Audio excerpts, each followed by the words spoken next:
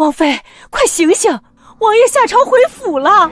哎呀，别吵，早八别叫我，帮我答个到，我还能再睡5分钟。快醒醒！这哪儿？我拼好饭中毒，直接拼到横店剧组了。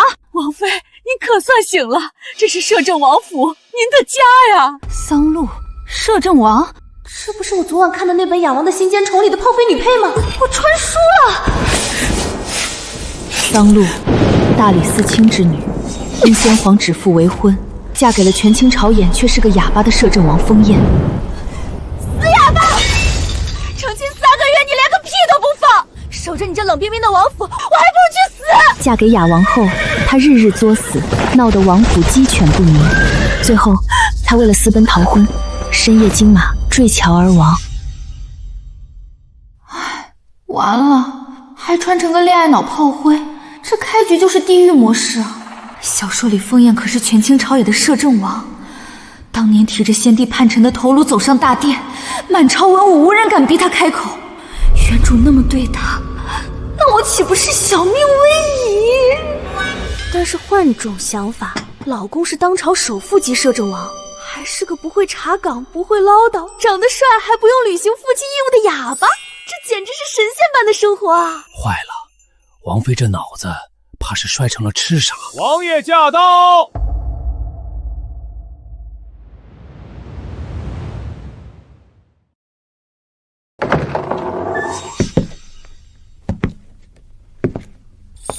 我操，这颜值，这大长腿，这禁欲系的气场，这是我不花钱就能水到的合法老公，赚翻了！王妃，这是您坠桥前写下的和离书。王爷说了，既然您心不在王府，他成全您，只要您签字，黄金10000两，良田1000亩，即刻送您出府。什么？和离？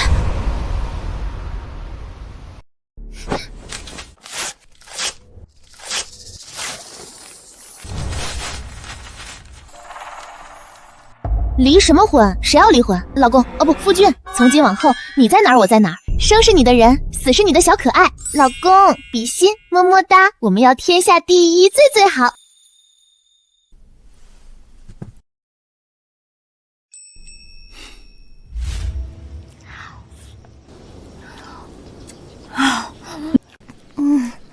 我这辈子最喜欢小动物了，尤其是这脆皮乳猪、八宝烤鸭，还有这麻辣兔头。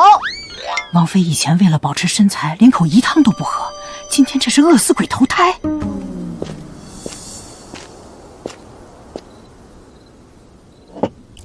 这就是我的长期饭票啊，得赶紧刷刷好感度，免得他哪天又想把我赶出去。王爷老公，长夜漫漫，咱们要不要聊聊天？完了完了，王妃疯了！明知道王爷不能言语，她竟然当面揭短，这哪里是聊天，这是在踩王爷的伤口啊！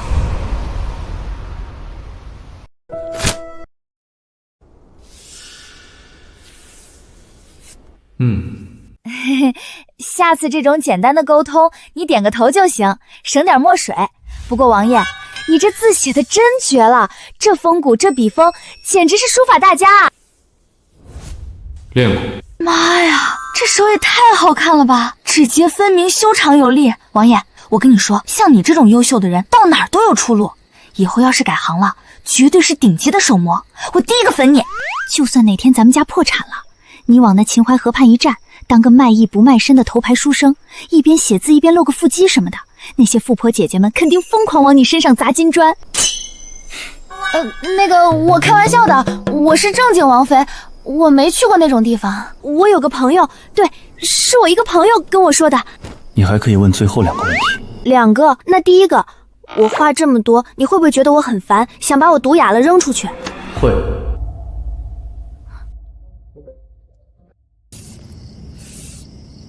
不会。我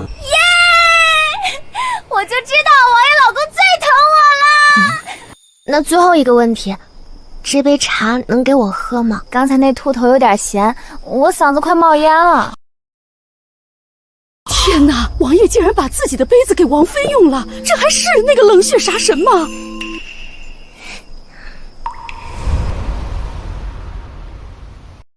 金主老公说不烦我，那就是默认我可以一直赖在王府吃香的喝辣的了。呜呼，跑汤泉去喽！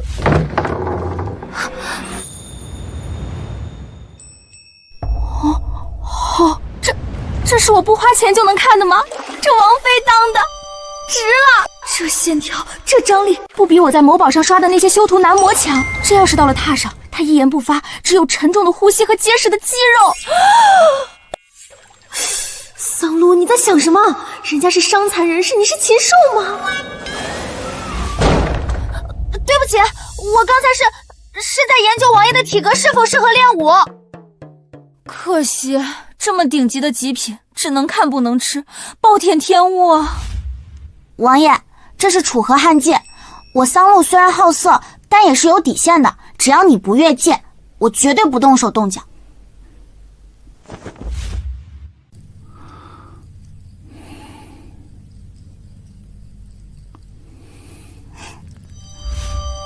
女人的话你也信？男人天真。喜欢吗？不说话就是默认喽。这喉结长得真带劲。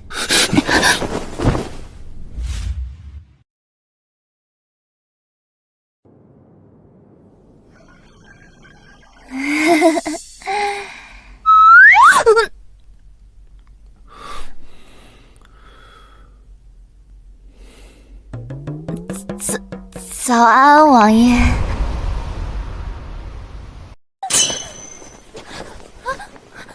王爷别误会，我刚才梦见我养的那只哈士奇了，我撸狗呢。你就这么撸狗？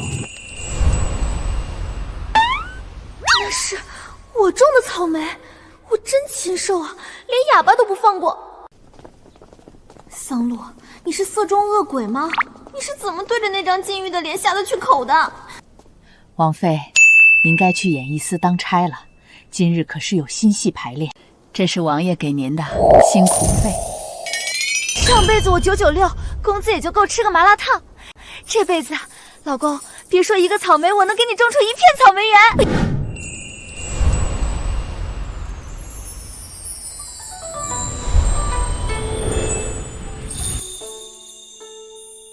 天哪，我居然是大齐演艺司的总策划，这简直是编导的天堂。这什么烂俗剧情？谁写的？三姑娘，许久不见，你不来，可累得我帮你做了好些个本子。哦，原来是你写的，辛苦啊！我是太傅之女，从小饱读诗书，自是比你容易些。露露，瞧你穿的这般素净，摄政王虽然权势滔天，可终究是个哑巴。你嫁给他，夜里一定寂寞委屈坏了吧？风燕的死青梅，天天盼着继位，又来故意挑衅套话。姐，我简直太开心了！哑巴好啊，哑巴妙，嫁给哑巴没架吵。我每天在500平的红木大床上醒来，几十个丫鬟伺候穿衣喂饭。王爷有钱有颜还不爱唠叨，这种神仙日子，我上辈子得救过全人类才能换来。露露，你别逞强了，其实你先跟我玩这套，你是卖套圈的吗？这么爱圈套，给老子爬！摄政王驾到，恭迎王妃回府。燕哥哥，你可算来了！臣女今日前来，实在是不忍见你被蒙蔽。露露她自从嫁入王府，日日在背后抱怨，说嫁给你这样一个不能言语的哑巴王爷，是她这辈子最大的屈辱，夜夜以泪洗面，活得生不如死。关世情，你胡说八道，血口喷人！我什么时候说过这种话？你分明是看见王爷来了，故意颠倒黑白污蔑我。臣女好心劝他珍惜福分，他反倒恶语相向。臣女实在担心王爷的名声，才斗胆直言，望王爷明察。好你个死白脸，真够歹毒阴险。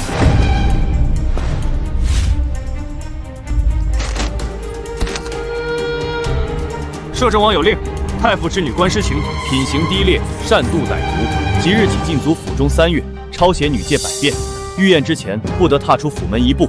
不可能，燕哥哥，我从小陪在你身边，我那么喜欢你，你怎么能为了桑露这么对我？我不服，我不服！王爷，谢谢你，谢谢你信我，没有被他的谎话骗到。本王信你，无需理由。谁也不能伤你。王爷，王爷，你放心，我以后一定会好好在演艺司干事，做出最好的歌舞大戏，不让任何人再看不起我，不让任何人再敢污蔑我们。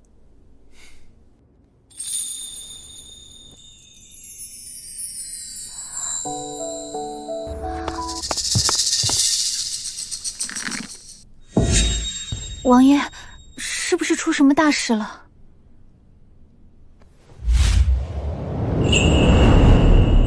王爷，边境敌军蠢蠢欲动。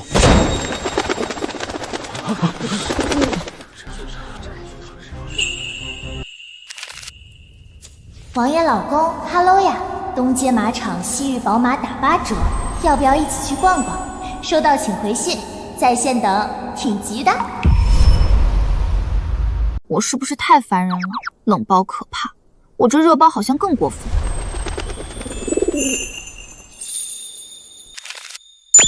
加班啊，那我不打扰他了。我真是善解人意的小仙女，他肯定觉得我很乖吧？王爷，王妃的信鸽今日未到。他今日没有送信来，是生气了，还是觉得本王不值得他费心？王爷，是否发兵驰援边境？本王竟在等一只信鸽。王爷，您今日看信筒不下8回，女子不回信，便是交谈结束之意。禀王爷，王妃回府了，骑了一个奇怪的东西。嗨，王爷老公，你们也下班啦？王妃，这就是您动用王府库银买的限量款坐骑。没错，爱马仕城定制小毛驴，买驴还送夜光角铃，看像不像名侦探柯南？看我麻醉针 biu。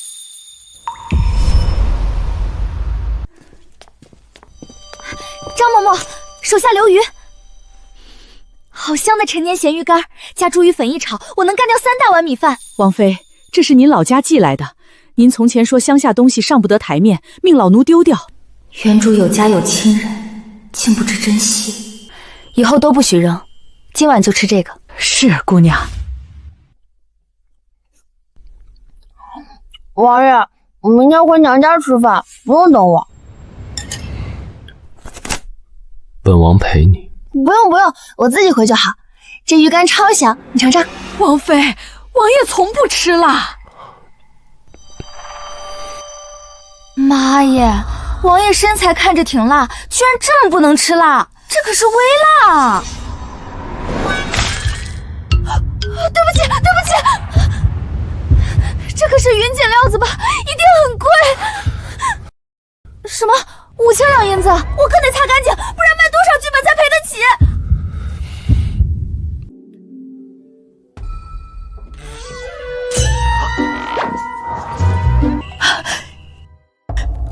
快去禀告太后，王爷王妃恩爱，小世子指日可待。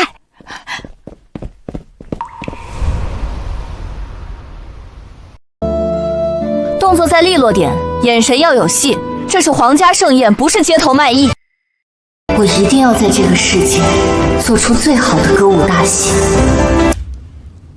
王爷，关太傅虽暂时收敛，却暗中联络旧部，搜集桑大人当年旧账，意图在3日后大朝会以通敌谋逆之罪弹劾桑家。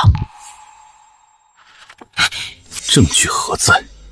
当年桑大人缴获的敌军密信，被官家劫走，如今成了他们构陷的利器，护住桑府，不准任何人靠近王妃。王妃，明日回门，车马与礼物都已备好，王爷特意吩咐用最高标准仪仗。他总是这样，什么都替我安排好，可我总觉得不安，好像有大事要发生。王爷，府内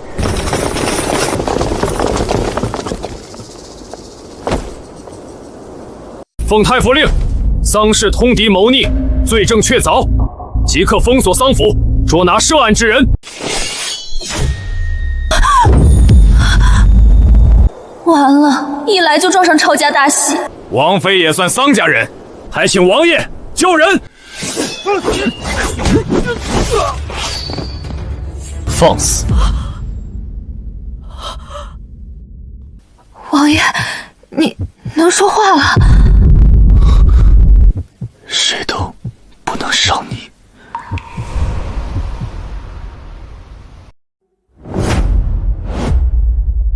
饶命！王爷饶命！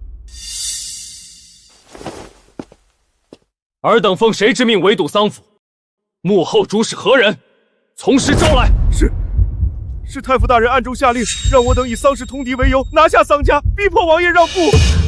居然是观世音一家在搞鬼！露露，你没事就好，吓死娘了！臣多谢摄政王殿下舍身相护，救我丧家满门。他不仅护住我，还为丧家讨公道。今日事乱不吉利，还请王爷先带陆儿回府，回门宴改日举行。王妃，您是王爷的福星啊！老奴伺候王爷这么多年，第一次听见他开口说话。嬷嬷，王爷8岁那年到底发生了什么？王爷8岁那年，亲眼看到先王爷与王妃战死沙场，从此便闭口不言。太医说是心因所致，非药物可医。王爷，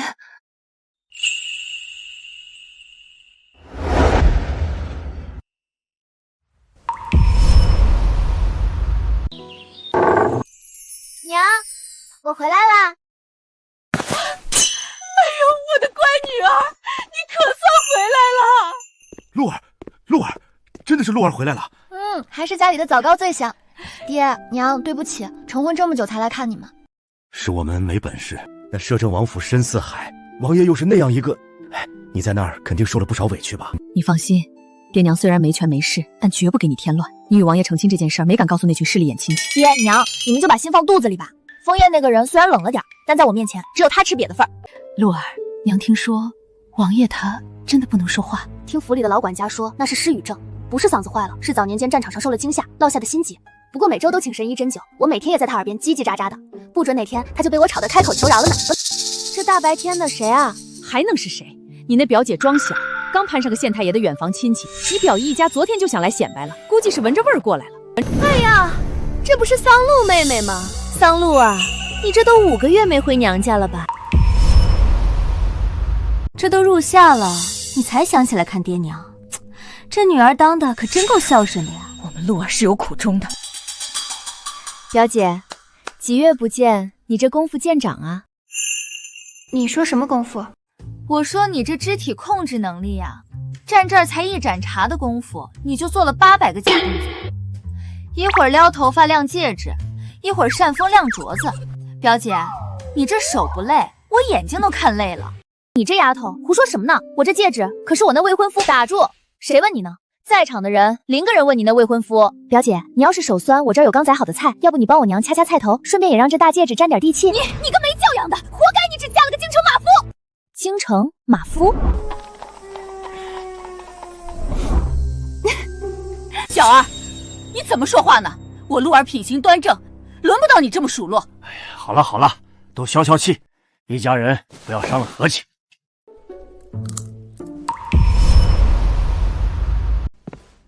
老爷，京城最新的底道到了。这冰块脸，画在纸上都觉得冒寒气，比在家还吓人。瞧瞧这摄政王，权倾朝野，容貌绝世。若是咱们家小儿能有这份福气嫁过去，那可是一步登天，做天底下最尊贵的王妃呀！不错，咱们小儿才貌双全，也不算高攀，不像有些眼高手低，白白耽误了大好年华。摄政王乃是皇族至亲，岂可随意拿来闲谈婚配？小儿怎敢肖想摄政王？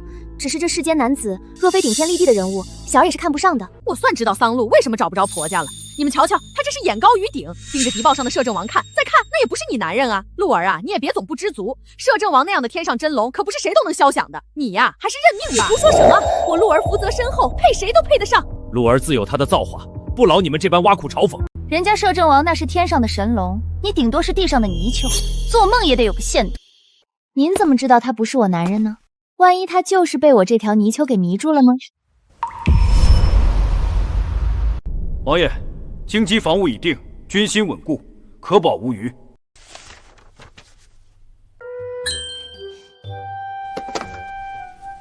抱歉占用王爷大人的公文包，正式介绍一下，这位帅得掉渣的冰块脸，其实是我夫君。这般直白放肆，从未有人敢对本王如此。画的倒是有几分像。王爷恕罪，末将这就去宠你方案。最崇拜的偶像，江湖第一美男白衣剑神，么么哒。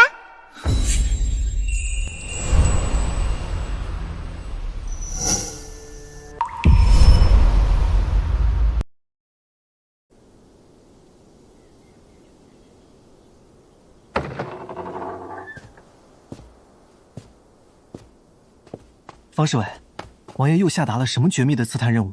是要去北境抓细作，还是去南疆探敌强？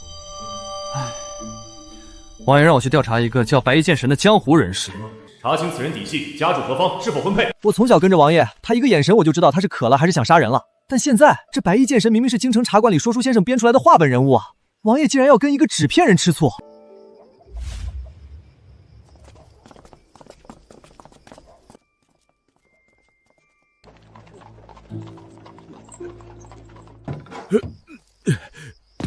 朱朗，你可算来接人家了。鹿儿啊，瞧见没？这就是你表姐夫，这可是他刚花重金打的红木马车，京城里流行的款式。上来吧，也让你体验体验坐这种贵重马车是什么滋味。毕竟凭你那点私房钱，这辈子怕是连个马蹄山都买不起。多谢表爷好意，不过不必了。走什么呀？去找你那辆破驴车，还是想走着回京城？夫家连个像样的代步工具都没有。知道的晓得你在京城过活，不知道的还以为你是哪家酒楼送外卖饭的跑腿丫头呢。我确实不如表姐，这大热天的，表姐胃口真好，竟然吃得下这么大一块红烧猪头肉。桑露，你敢骂我猪郎是猪头？表姐，我可什么都没说，是你自己心虚，非要往朱公子头上扣。小儿，他说我是猪。朱郎别气，他就是嫉妒我有你这么好的夫婿，还开着红木马车来接我，他穷疯了，见不得别人好。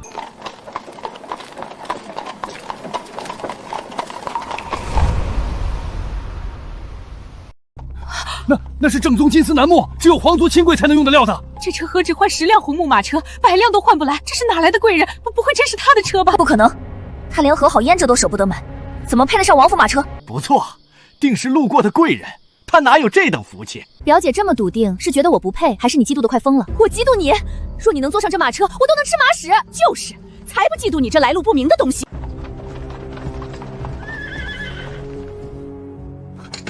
夫人，请上车。他莫不是？我认识，这是摄政王府的车驾，她是摄政王妃。这怎么可能？表姐，马粪就在那边，趁热吃，别客气。不可能，这肯定是桑露臭面子租的车。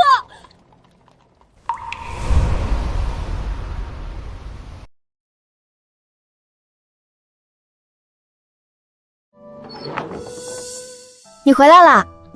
今天谢谢你安排马车接我。你是没看见我那表姐的脸绿得跟菜椰子似的，特别解气。你也要熬夜办公呀？正好，我也要加班。下个月就是演艺司新戏了，我得把这招商的海报画出来。你看我画的好不好看？老天爷，这副脸也太好了吧！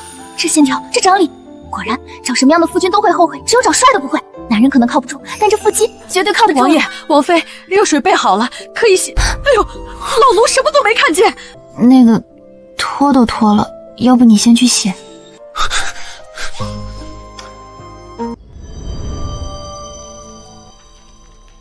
白衣剑神，话本《江湖风云录》男主角，年方17，武功盖世，红颜知己为蓝姑娘，绯闻对象为小哀。王爷，属下查遍大江南北，此人并非真实存在，只是京城少女们最爱看的话本人物。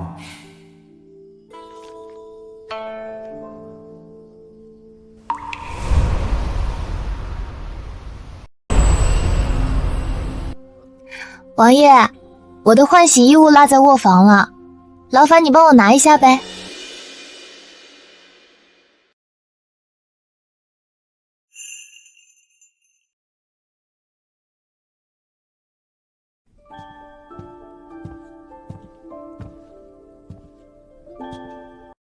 夫君，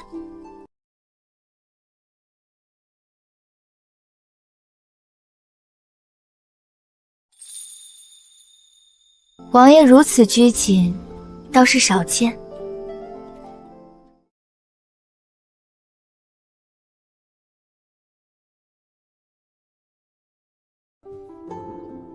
方才多谢王爷出手相助。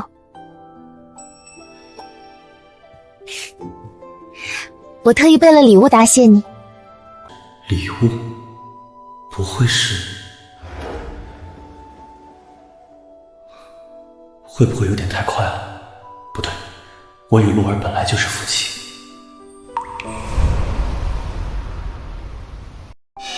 当当，看，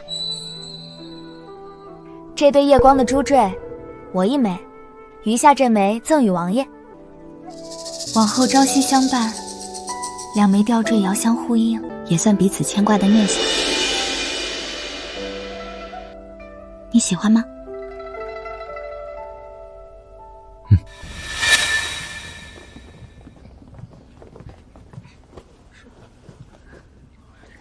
桑露，关诗晴，你不在家抄书，跑这儿来干嘛？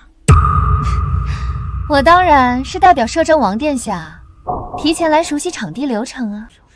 风燕要来。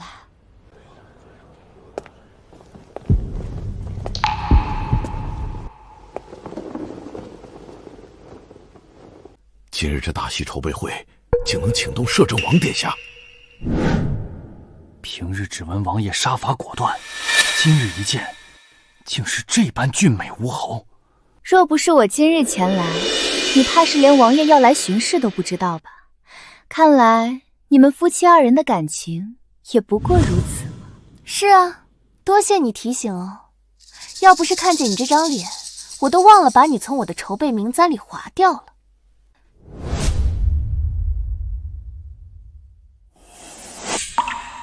少在我面前碍眼，给老娘圆润的爬出去！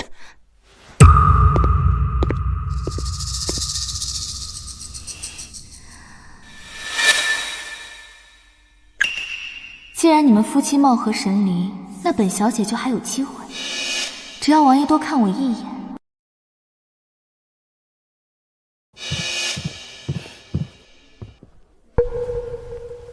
臣女关诗晴，今日特来协助王爷对接大戏的流程。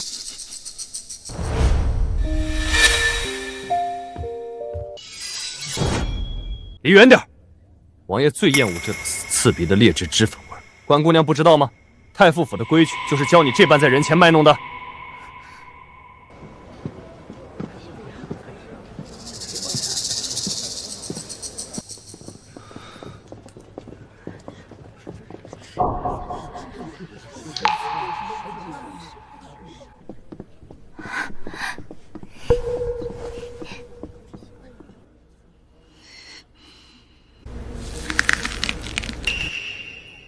桑露，你一个不学无术的野丫头，凭什么能霸占摄政王妃的位置？我乃太傅嫡女，自幼饱读诗书，琴棋书画哪一点比不上你？你今日让我当众难堪，待会儿我定要让你身败名裂！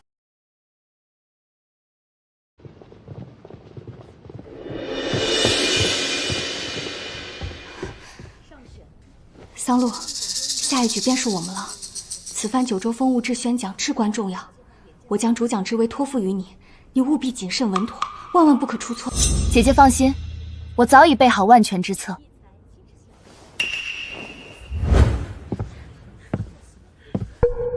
诸位大人，各位看官贵客，今日我宣讲《九州风物志》，以机关皮影演绎山河盛景，请诸位赏观。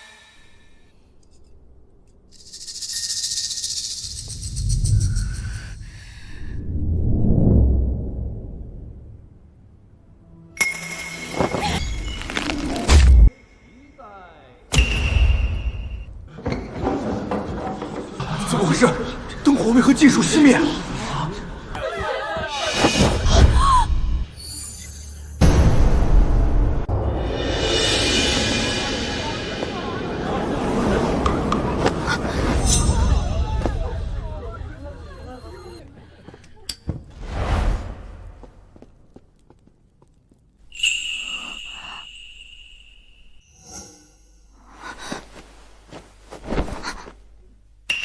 方才四下漆黑一片，王爷怎会精准接住我？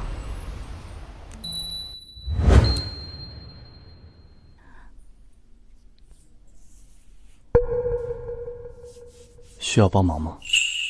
不必，今日是我的赛场，风波起落，我自会一一了结。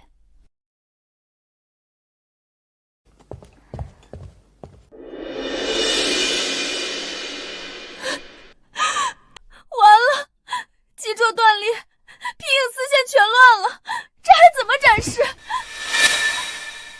我来试试。你会修机关？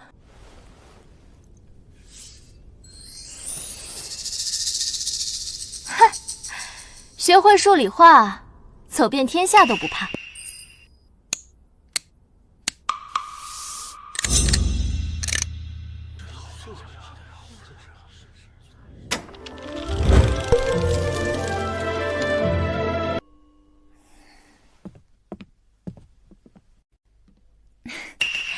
真是好事多磨，想必诸位现在都对我们的戏留下深刻印象了吧？他站在那里，仿佛在发光。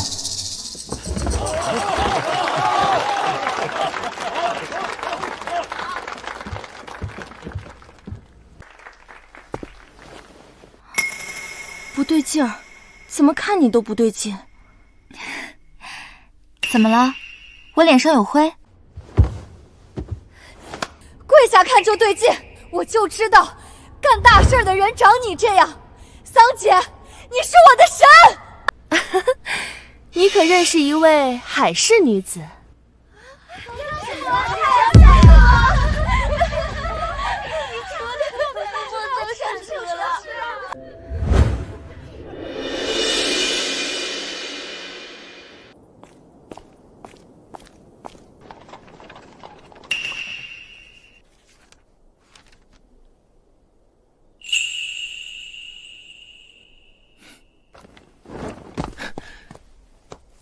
王妃，请上车。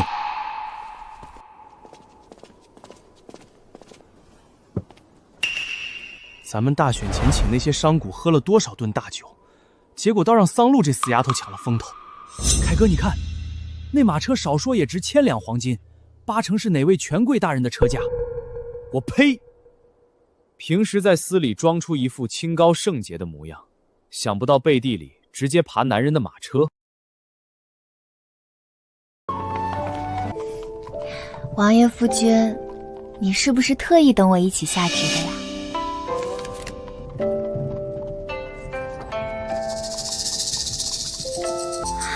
顺路，那我运气真好，今天正好没骑我那头小毛驴。顺路，王爷可是推了兵部的议事，在这大门口生生等了半个时辰。咦，与女官的信鸽？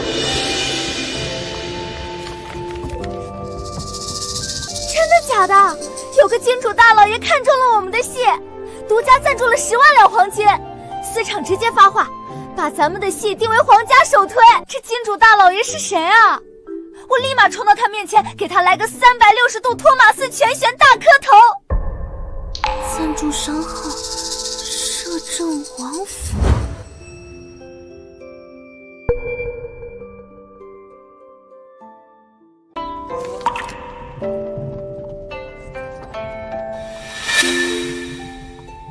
马车狭窄，不必在此磕头。虽然我写的戏本确实天下第一，但王爷，你不会是给我走后门了吧？王妃明鉴，咱们王爷向来铁面无私，从不干徇私舞弊之事。对不起，是我误会你了。我以前对长得俊的男人有偏见，看了你才知道，原来一个人长得好看的同时，还能这么聪明、睿智、有格局、眼光独到。溜须拍马，不加赞助银两。那我给你来点实在的，我陪你治病吧。听说你这心急需要家人倾力配合，现在我是你的家人了。下次太医再来施针的时候，我们一起吧。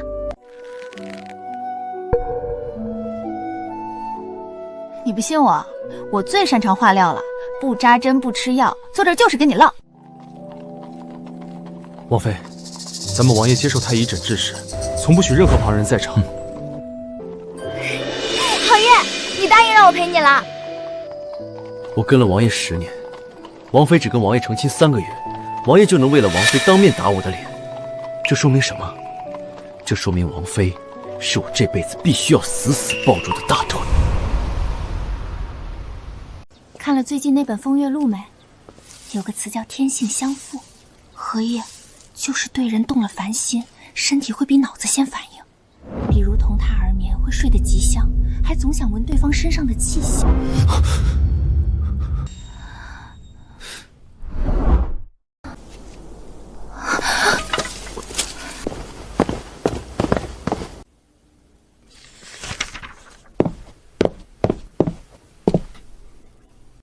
天性相吸，王爷怎么查起这个了？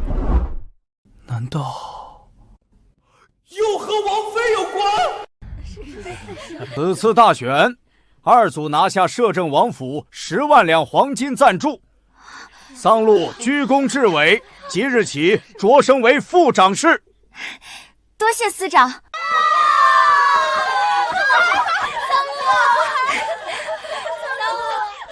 人家就拿了10万两，直接升副长事，这背后下了什么闯大功夫？不用我多说了吧？不是说她早嫁人了吗？嫁了人才更大胆。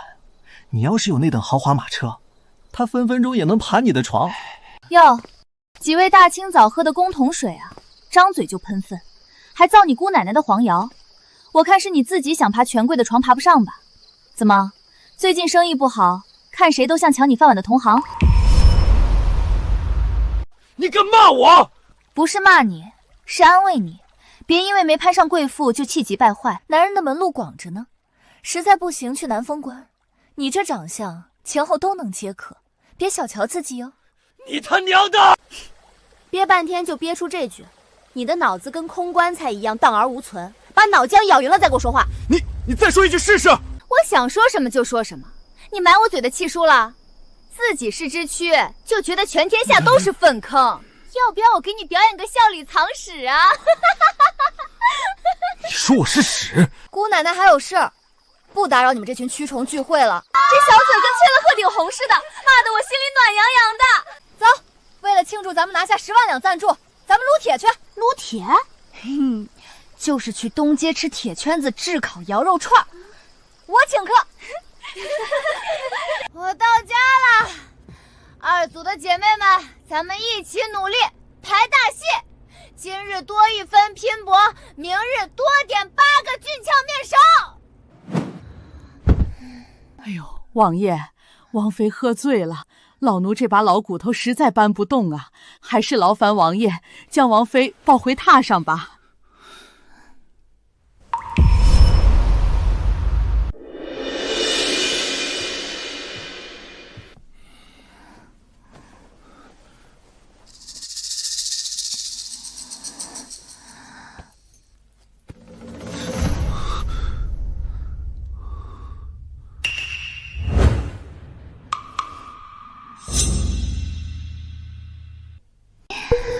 我又做梦了，反正是在梦里，亲一亲这绝色美男，也没人怪罪我吧。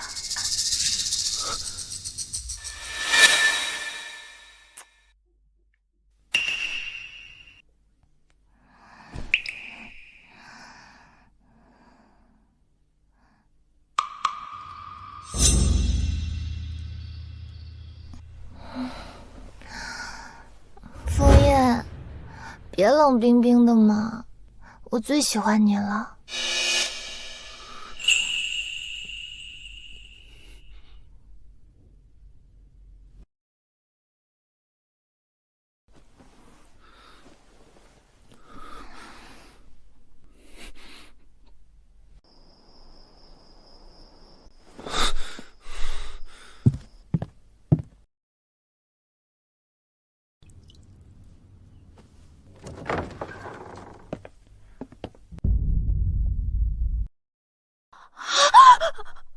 我不知道你在里面，你继续洗漱就好，我稍后再来。你身上怎么凉嗖嗖的？大清早的你洗冷水了？牛，王爷你这身子骨真抗造。画，一天到晚就知道涂脂抹粉，人家桑禄都升了演艺司副长事了。娘，谁知道他那副长事儿是怎么升上去的？我可打听过了，上次他坐的是摄政王府的马车，这次他的戏本也是王府商号赞助的。你是说桑露这死丫头是勾搭上了王府里的人，才换来的这些好处？娘，您放心，这件事我一定会去演艺司打听个水落石出，撕下他那张虚伪的脸皮。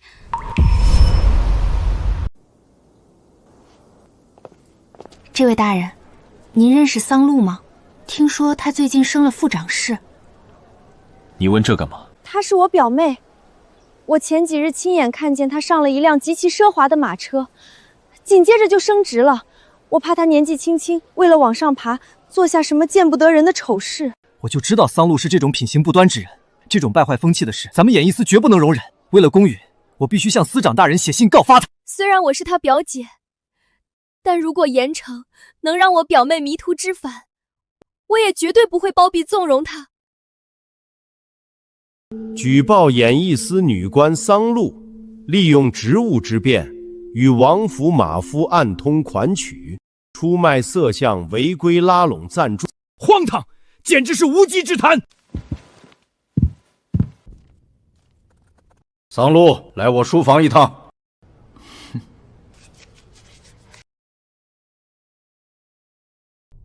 王爷，属下刚才去演艺司确认10万两黄金的赞助契书，听到司里传出一些关于王妃的不堪谣言，说王妃是靠着出卖色相。司长，你找我？桑露啊，最近司里有些不堪的传闻，是关于你和摄政王府那位，你跟摄政王府那位王爷的关系，是确有其事还是谣言？您说风燕啊，他是我夫君。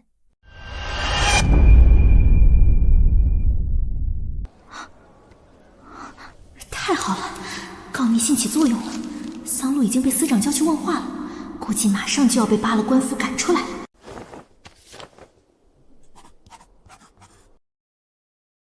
好戏开场了，桑露，你要完了。你们说司长叫桑露进去干嘛？是发咱们的10万两赏银吗？我看司长刚才脸色可不太好，你们听说了吗？最近司里有些关于桑露的脏水传闻。一派胡言！为了拉赞助出卖色相，大家都是拿俸禄办事的，小桑哪有这么舍己有人、大公无私？但是，万一司长想杀鸡儆猴，小桑会不会被冤枉，直接被赶出司啊？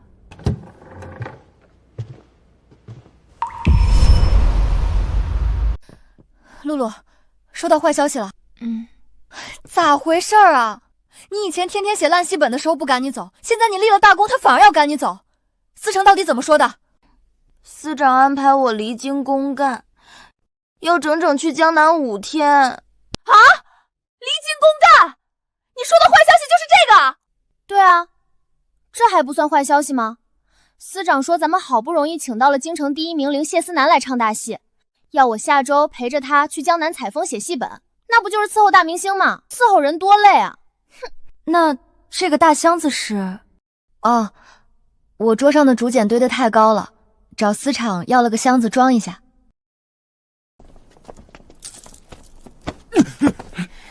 快看，靠人脉上位的人，终于被调离岗位了。早看2组那帮人不顺眼了，最好全组都调离岗位。越想攀附云端的人，跌的就会更惨。桑露，你应该谢谢我，帮你更快认清现实。哎呦，桑露他娘，你怎么还有心情在这儿摇蒲扇啊？你还不知道吧？桑露被演艺司除名赶出来了。你从哪儿听来的疯话？我们露露为什么会被除名？你倒是详细说说。你们家桑露啊，为了贪图富贵，勾搭人家权贵老爷，败坏了演艺司的门风，被司长发现，直接扫地出门了。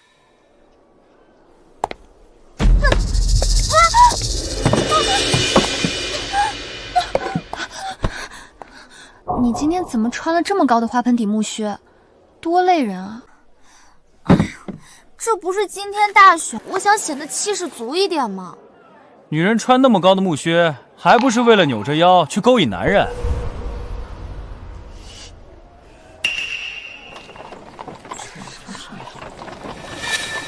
我的个乖乖，这谁的车架？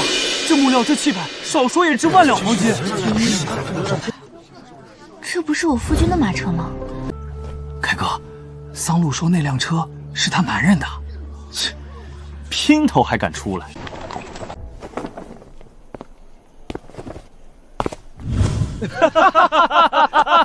原来他男人是个赶车的马夫啊！看起来都快30了吧，活该被戴绿帽子。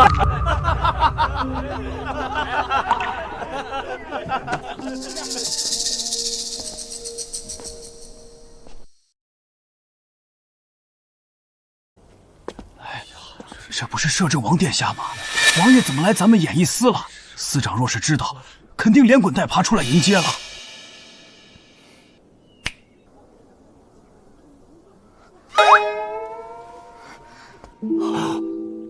怎么回事？他们认识？王爷不会真是桑露的夫君吧？绝不可能！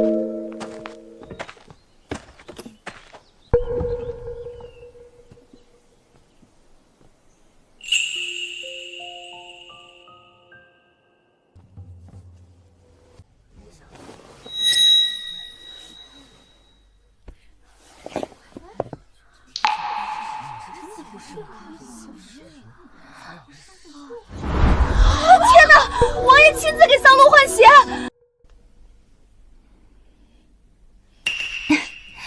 给大家正式介绍一下，这位是我夫君风燕。参见王妃。哎呦喂，咱们桑露有这般俊美又权势滔天的夫君，怎么可能去勾搭别人啊？到底是哪个烂了心肝的，敢造这种谣？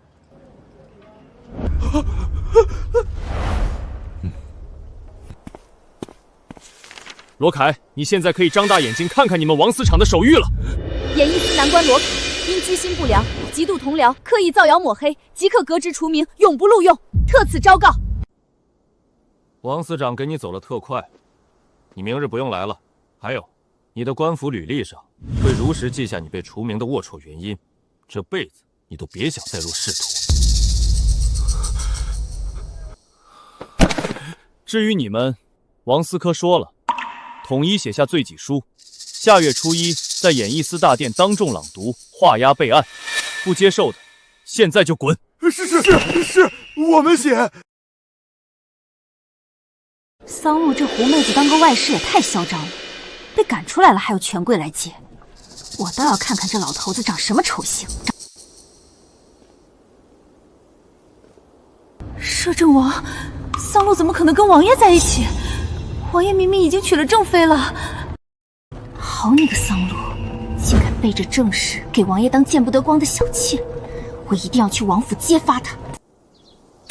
桑露他娘，看你把女儿教成什么样了！贪图富贵，自甘堕落，真是上梁不正下梁歪。老桑家女儿平时挺乖的，不能犯这糊涂事儿吧？怎么不能？我亲眼所见，上次她上了一辆金丝楠木的豪华马车，肯定是给哪个权贵当了外室。都这时候了，你还笑得出来？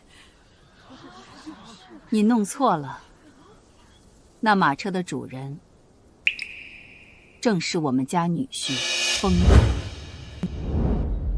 胡说八道！人家可是权倾朝野的摄政王，跟你女儿成亲，你女儿配吗？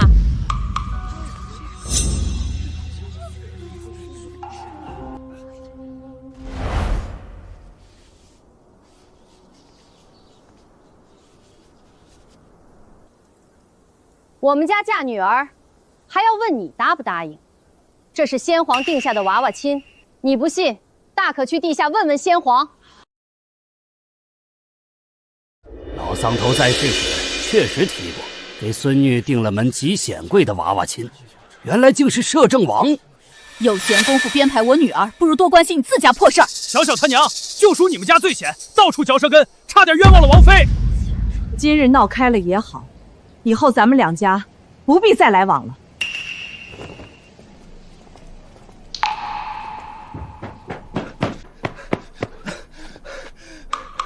夫人，小姐传话说发现桑露给王爷当了小妾，这次死定了。死个屁！回去告诉那个蠢货，他查了几天的人是他表妹明媒正娶的正牌夫君，让他滚回来！什么？正牌夫君？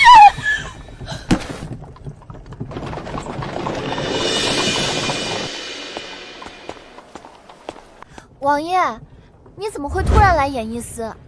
也不提前信哥传个信。你还别说，你刚才从马车上下来的那一刻，简直帅得惊天地泣鬼神。不过你怎么知道我今天穿的是磨脚的花盆底木靴啊？你们这些舞刀弄枪的铁血武将，也会注意这些细枝末节吗？王妃这小嘴是租来的吗？话也太密了吧！王爷平日里最怕吵闹，连只鸟叫都要拔刀，这真能忍得住？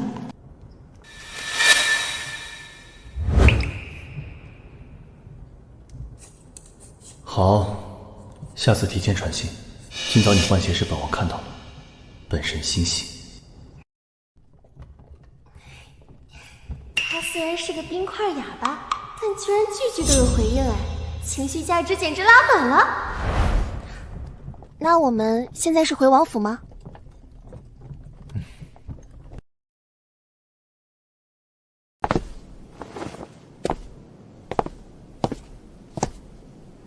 原来是老王爷的府邸。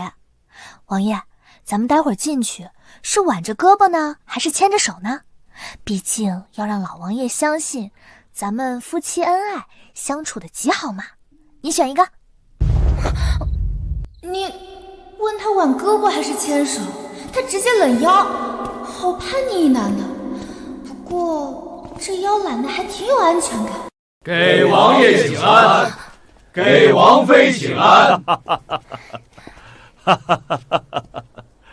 这块万年寒冰终于开窍了。哇，祖父，您的笑声听起来真有钱啊！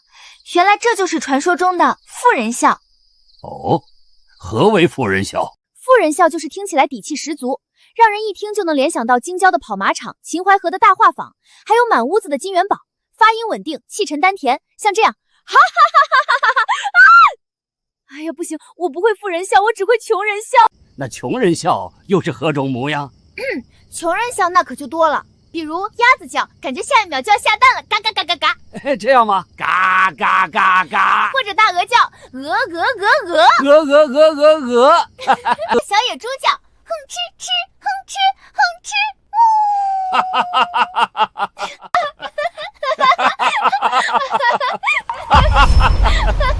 哈！以前王妃来府上，要么冷着脸，要么说话带刺，何曾这般欢声笑语过？燕儿，你也来笑一个。哦，祖父忘了，你不能言语。祖父放心，要是有一天我家王爷能出声了，笑起来肯定比全天下的人都好听。老王爷、王爷、王妃，季神医在静室候着了。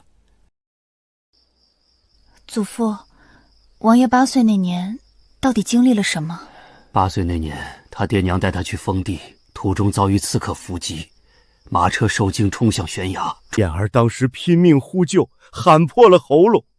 等援军赶到时，他声带撕裂，他爹娘也……后来声带虽治好了，却再也发不出声音。太医说这是心疾。王爷，今日的祝由术需要您回到那个让您最恐惧的幻境中。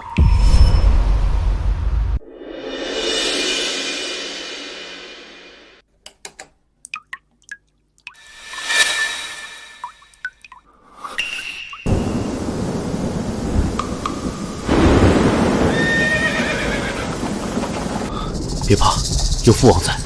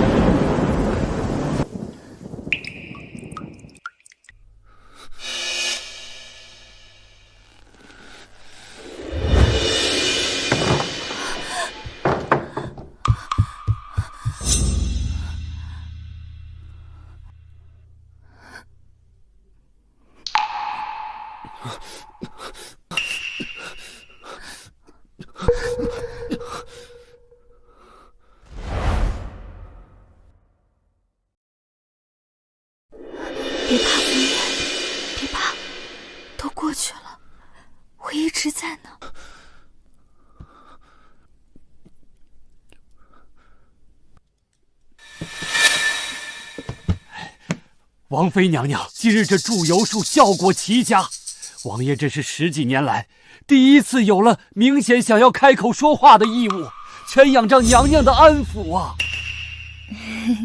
神医过誉了，我就是看不得他难受。老伙计，你看他们这感情进展，你说我曾孙取个什么名字好？风字开头的，不要那些老掉牙的字眼儿，要现在京城年轻人都喜欢的那种词儿。这风华绝代，风生水起。陆丫头，你方才不是说你不会妇人笑吗？祖父有办法教你。这是京郊最大的跑马场，这是秦淮河上最豪华的大画舫，这是骊山的温泉庄子，剩下这些是地契。你只要在这地契上安个手印，这些就全都是你的了。有了这些，你总能练出妇人笑了吧？祖父，这也太贵重了，我受之有救啊！这些俗物跟你比起来算什么？陆丫头，燕儿的爹娘走得早，她8岁之后就是个小大人了，什么苦都自己咽。现在有你陪着她，你不知道祖父心里有多感激。祖父，既然如此，拿人钱财，替人消灾，王爷开口说话的事就包在我身上了。你能撬开他那张铁嘴？既神医说了，王爷极有可能在情急之下开口，我已经想好怎么刺激他。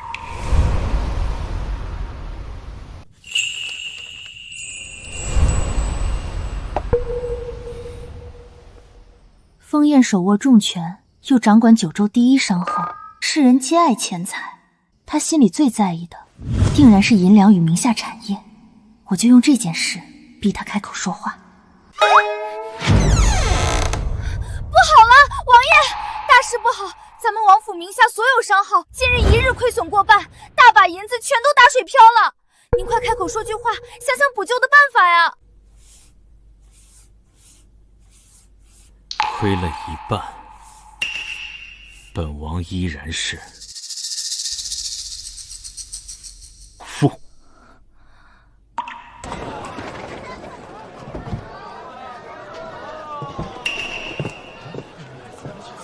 他身居摄政王高位，最看重朝堂颜面与公众名声，绝不肯在众人面前失态丢人。当众窘迫之下，他总该忍不住开口了。姐夫，我怀了你的骨肉，这事儿没法遮掩了，你快当众说句话，给我一个说法呀！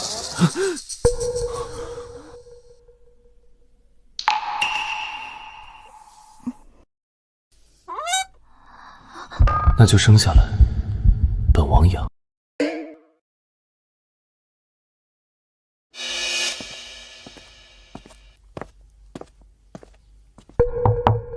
有人，人有3急，最是难耐，他定然憋得难受，情急之下，总能逼得他开口说话。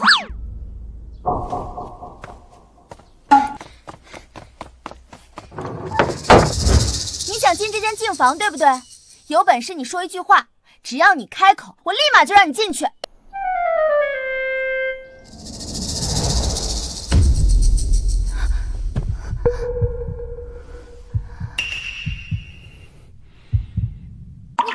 你靠这么近想干嘛？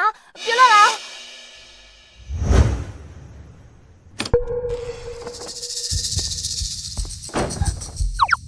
居然用美男计套路我，也太可耻了！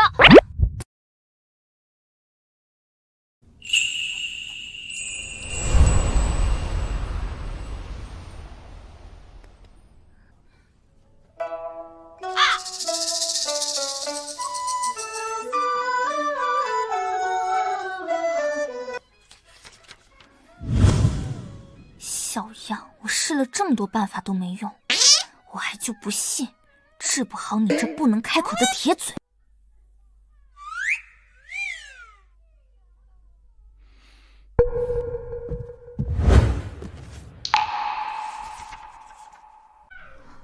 为何有人明明不喜乐闹戏曲，却执意让人在身侧奏响乐声？其人自幼孤寒，长夜无伴，惧怕无边冷清，刻意追寻周遭热闹，不过是贪恋人间烟火暖意，驱散心底孤寂。他明知吵闹无功，依旧故意弄出声响，不过是怕他独自待在安静书房，被过往噩梦与孤独裹挟。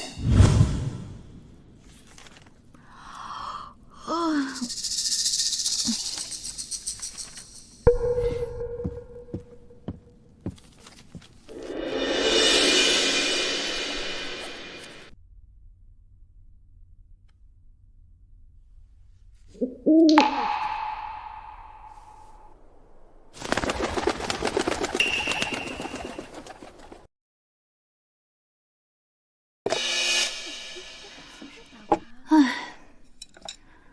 不知道新买的那家食肆味道如何？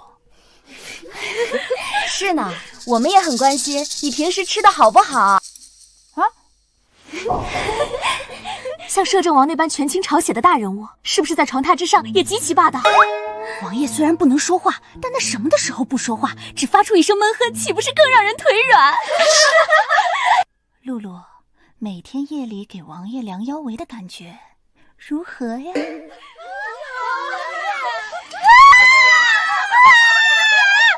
这群女流氓，大家对我夫君的身份低调一点好不好？吃饭吃饭。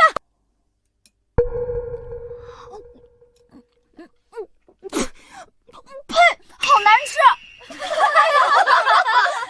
夜里吃的太多，白天连饭菜都挑地上了。王爷，西域第一商行的陆大当家今晚在京城最大的酒楼设了胡食夜宴，送来请帖邀您赴宴，您要去吗？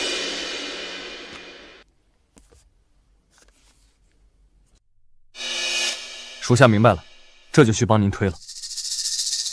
这陆大当家也真是异想天开，以为花重金请了几个退下来的御厨做几道胡食，就能请得动您这尊大佛。胡食？王爷，您又想去了？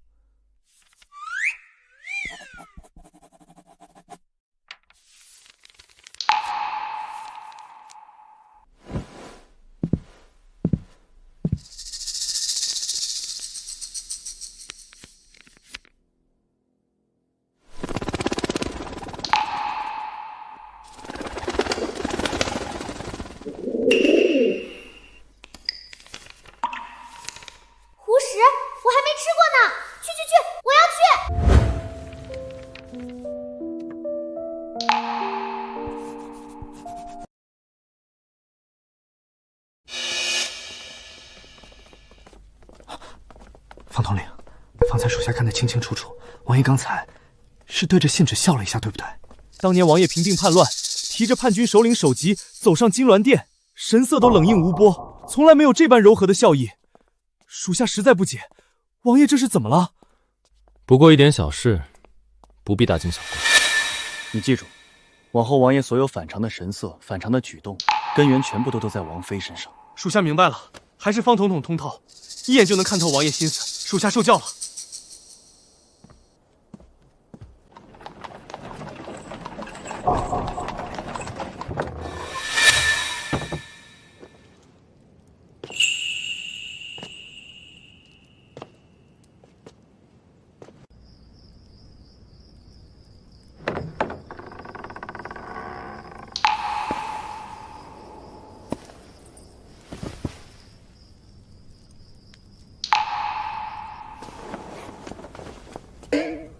我才不信你说的只是寻常便饭，特意挑了这身衣裙。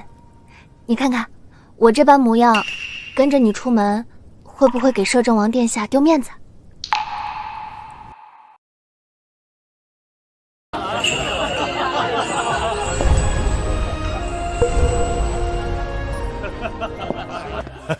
王爷，您今日终于肯赏光了，这位便是王妃娘娘吧？王爷向来不近女色，居然当众揽着女子的腰。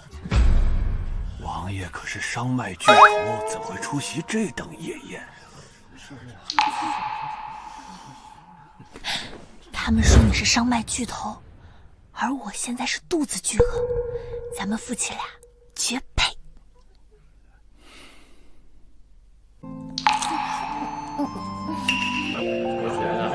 老略，书记。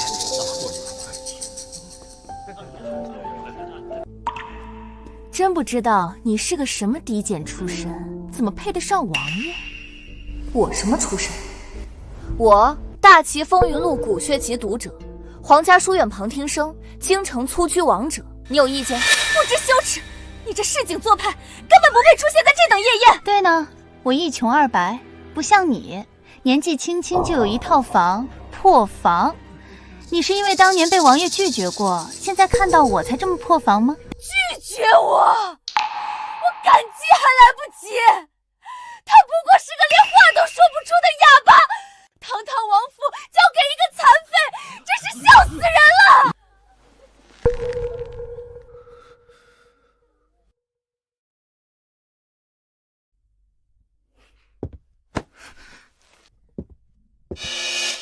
你张嘴干什么？你想做什么？方才听见不停聒噪，正好看见一旁放着公桶，打算往里面扔点垃圾。哎呀，原来是辆到处乱废的喷粪车，怕是屁股上的口子长到了脸上，才整日口无遮拦。你有什么资格诋毁王爷？风燕只是不能言语，品行端正，教养极好，人格健全坦荡。反观你，空有一副皮囊，满口恶言，恶意伤人，长了张嘴只会搬弄是非，你才是心灵残缺之人。我夫君不能开口又如何？往后我就是他的嘴，谁再敢出言辱他，我便替他怼回去。摄政王娶了个好王妃。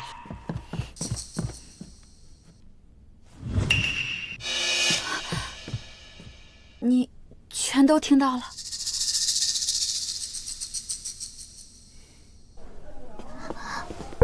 听不见，听不见，王八念经，不听不听。那些难听的话，省着你都别往心里去，千万别在意。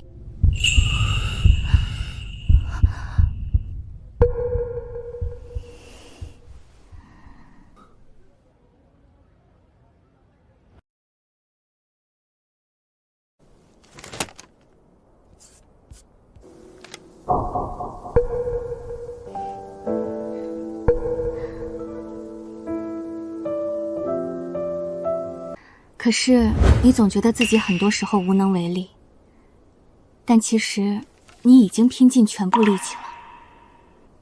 你早就做到了当下最好的自己。我不是逼你开口说话的意思，若是说话会勾起你的噩梦与痛苦过往，你一辈子不说也没关系。你本来就足够耀眼，你是权倾朝野、护国安邦的摄政王，也是大齐无人能及的绝世美男。僧路，小心！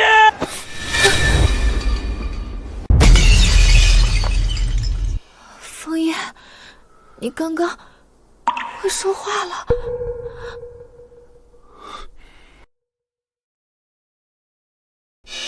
老天爷，他被困20年无法发声，时隔这么久说出的第一句话，喊的居然是我的名字。怎么回事？王爷、王妃，你们没受伤吧？方略，刚才王爷说话了，他喊了我的名字，赶紧去请季神医。什么？王爷开口说话了？去查。属下遵命，这就去抓人。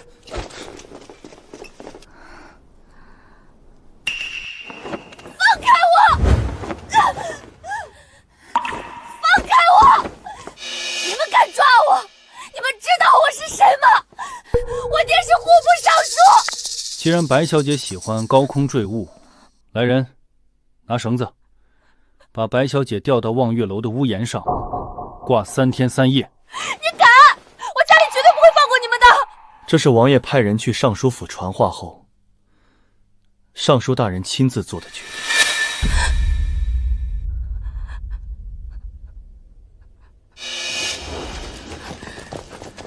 凭什么你这种人嫁给王爷。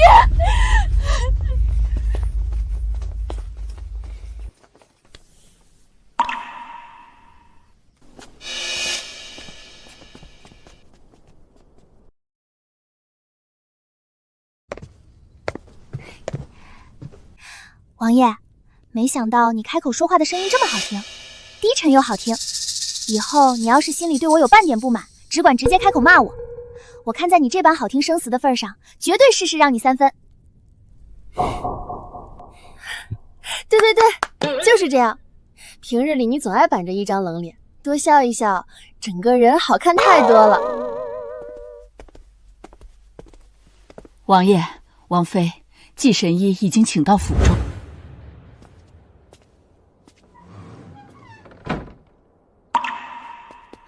季神医，王爷现在身体状况如何？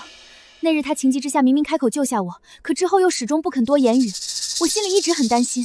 王妃不必疑心，王爷那日开口是极致危急关头本能冲破心理障碍，并非病症彻底痊愈。但王爷内心想要开口说话的意愿十分强烈。早在数日前，王爷便主动传信，催促老朽提前加强施针疗程，照此恢复速度，用不了多久便能彻底痊愈。原来他一直都在努力，自己也迫切想要治好失语症。没关系，一点都不急，我们慢慢来。往后我日日陪着他，一直等到他愿意自如说话的那天就好。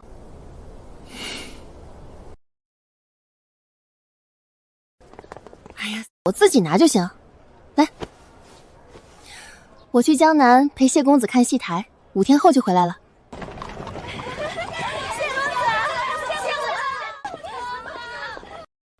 你好，我叫谢思南。我是桑露。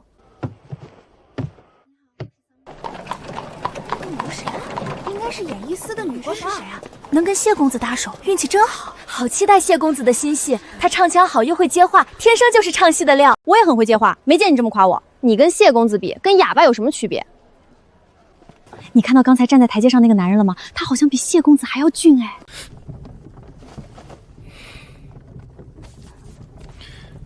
你别误会，我不喜欢你，3年前不喜欢，3年后也不喜欢。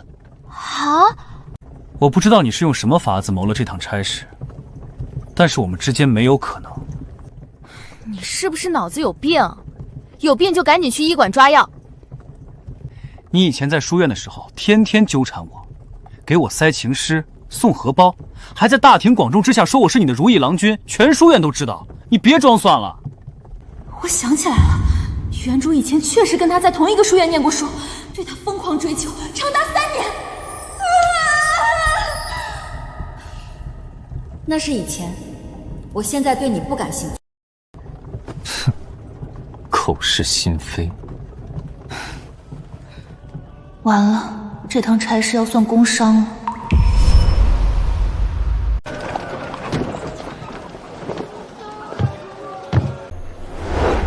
谢思南，你枉负人心，欺瞒世人，你该以死谢罪！小心！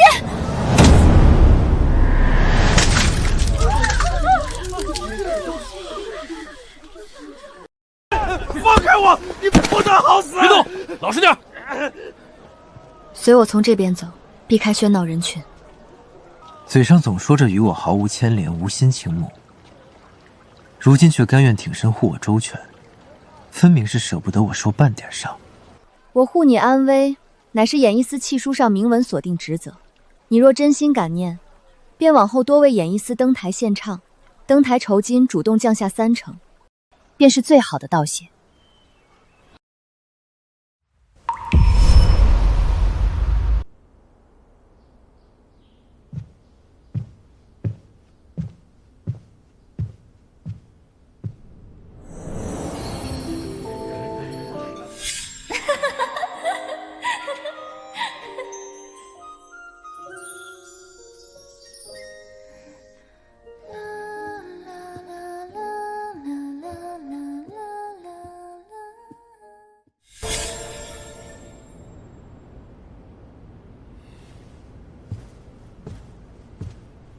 乔王爷近日神色沉郁，终日寡言少语，想来心境定是不佳，满心郁结难舒。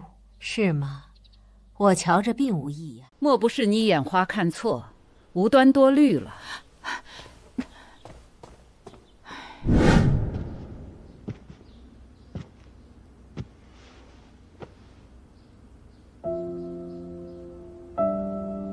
你快看，这是夜光珠串，莹润生光，夜里甚是好看。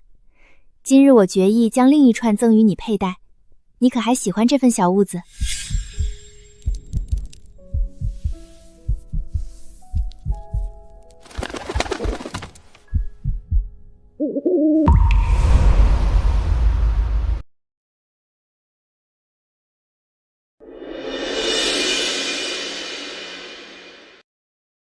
往日王爷素来面色冷峻，极少展露笑意，今日竟看着纸条暗自含笑。难不成当真我先前看花了眼，王爷心境已然好转？我今日总算得闲出城逛街游赏，特意给你备了乡土吃食做伴手礼。不知你偏爱五香味猪肉骨还是麻辣味猪肉骨？偏爱五香变回1字，偏爱麻辣变回2字即可。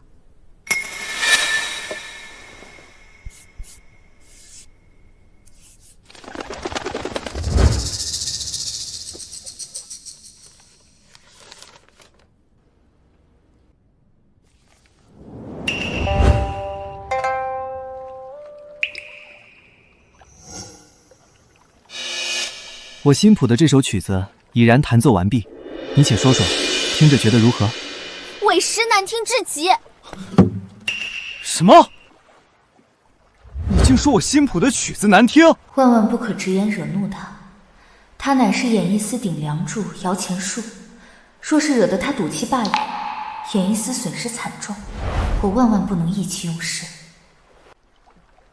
我是说，难得能听到这般曲风别致、意境独特的曲调，别具一格，与众不同。我就知晓你颇有鉴赏眼光，能懂我曲中意蕴。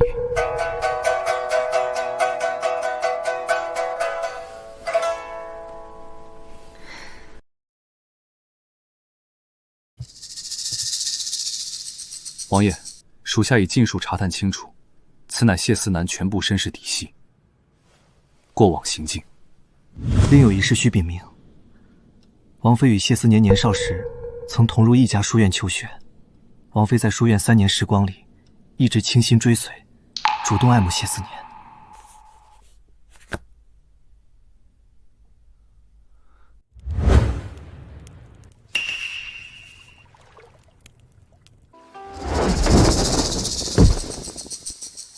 属下参见王妃。深夜至此，可是王府有要事传讯？属下奉王爷口谕，回家。你是说，王爷竟又开口言语了？王爷另有口谕一句，老王爷心系于你，盼你即刻归府相见。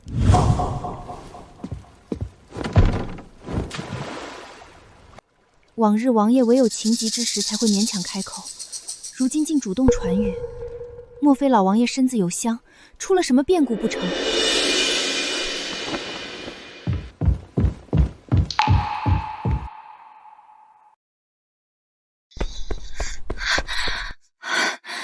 老王爷身在何处？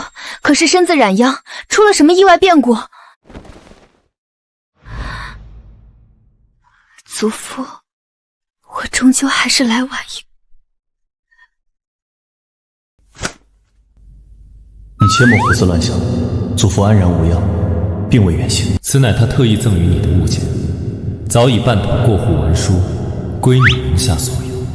祖父身子康健安好，竟特意赠予我一座骊山温泉庄子的地契文书，这般厚礼实在贵重。王爷，这座温泉庄子分明是您名下私产，何时成了老王爷所赠？你莫多言插嘴，看破不说破便好。这是人家夫妻之间的一番情趣心意，咱们下人不必拆穿。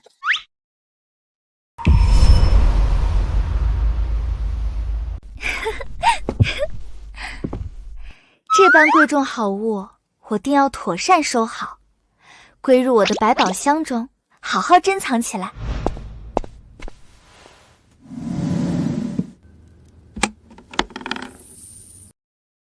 便将这些身家财物随意收在这破旧木匣之中。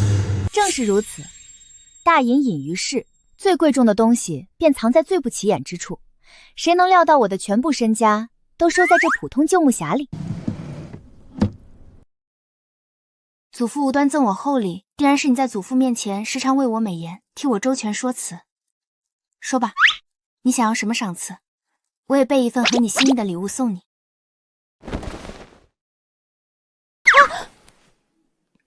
你这般举动，莫不是觊觎我的秀发，想打什么主意？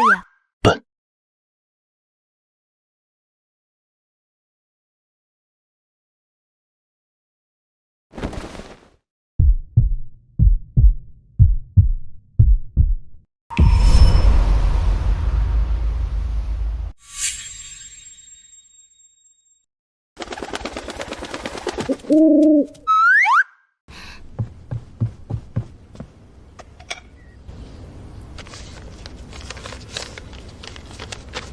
什么？原定搭建戏台的场地突发变故，已然不能动工搭建。此时我得尽快想办法补救。对了，我新进得了一座骊山温泉庄子，场地开阔，景致适宜，恰好可以用来搭建戏台，排演戏文。温泉庄子，对。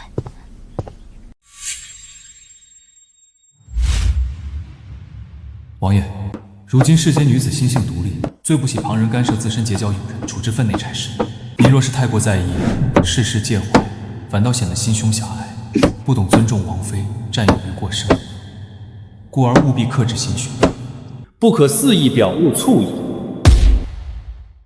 我已然明白他心中所求所想，不过是不愿我与旁人走得过近，只是碍于颜面不肯直言，只能暗自隐忍烦闷。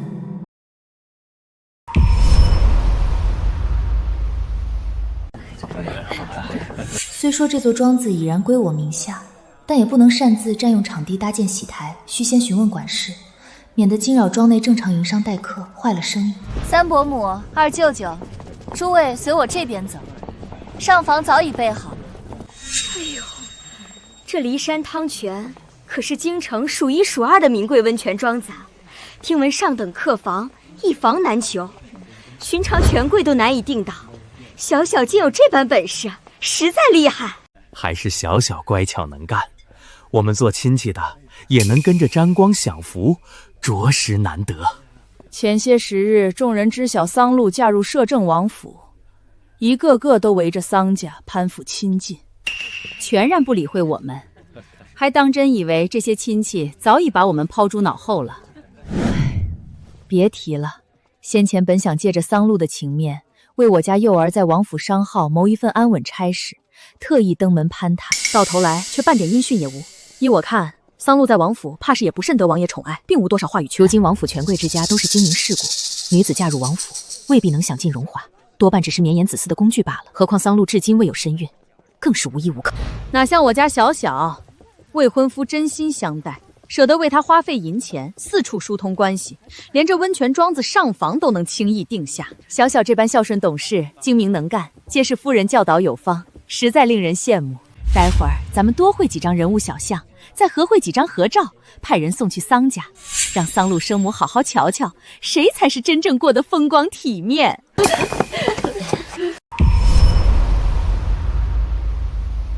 这位夫人，请问提前可有预定客房？并无预定。实在抱歉，今日庄内宾客爆满，上等客房已然全数住满，暂无空余房数可供安置。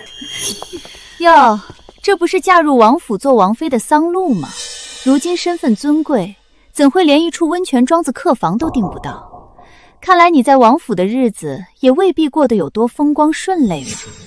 表姐若是口舌闲乏，便安分静坐养神，不必在此多言聒噪。你竟敢这般与我说话！小小不必与他多费口舌争辩，他订不到上房无妨，咱们已经订好，不必耽误泡汤休息时间，自行入内便是。我名唤桑露，劳烦先生代为通传庄内管事一声。桑露，陈管事，门外有一位名唤桑露的夫人到访，您先前特意叮嘱，听闻此名立刻通报。属下参见东家。自从庄子地契更名过户，今日总算盼到东家亲临，不知东家有何吩咐安排？也无大事，我任职演艺司，眼下需寻一处空地搭建戏台排演戏文，特来看看庄内有无闲适空地，可否方便借用？速速传话全庄，因戏台排演所需，即刻清场整座庄子。是。不必如此劳师动众，大肆清场。我只想寻一处僻静空地即可。重大通知，方才清场号令即刻取消，各司其职，照常营商。好。东家稍会歇息片刻，属下即刻取来庄子全境图纸，为您圈出景致雅致、地处僻静又不耽误营商的闲置空地。此刻先随属下前往天字1号房安顿休息，稍作等候。此番能顺利解决戏台搭建的难题，全赖风燕暗中孝助赠与庄子，这份人情我记在心底，确实该早早备一份合他心意的礼物答谢。今夜我备了一份心意礼物赠与你，我身在骊山温泉庄子，你记得前来赴约。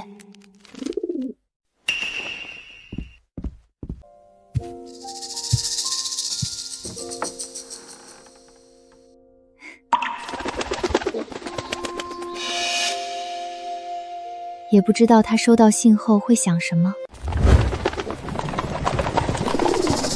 骊山温泉庄子本就是僻静雅致之地，孤男寡女独处一处，花前月下，氛围缱绻，最易心生情愫，暗寄秋波。况且王妃特意传信，直言要送你礼物，这般言语深意，莫非王妃是将自身当作礼物，特意邀约幽会？谁胡乱臆测了？我只是就事论事。这分明就是王妃特意相约的私下幽会，王爷理应早早做好周全准备，方能不负王妃心意。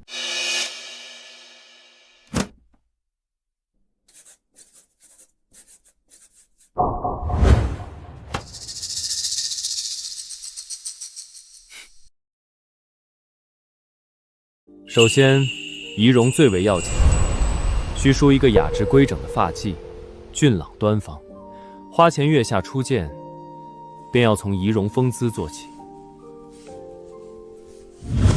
世人大多不知，男子赴私会幽会，也需修整面容，刮净唇下胡茬，容光焕发，方显精神俊朗。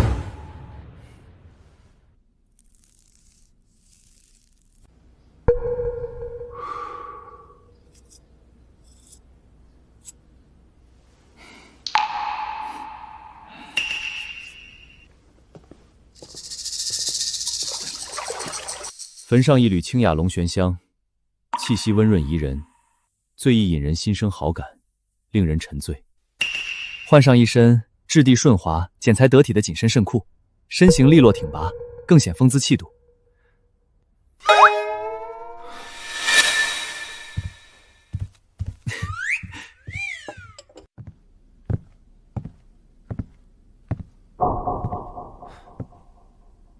王爷放宽心，此番定能不负王妃心意。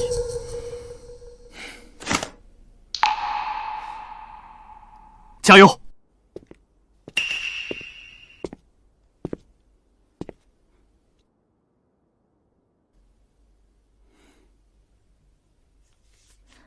我在天字1号房内等候，你直接推门入内便可。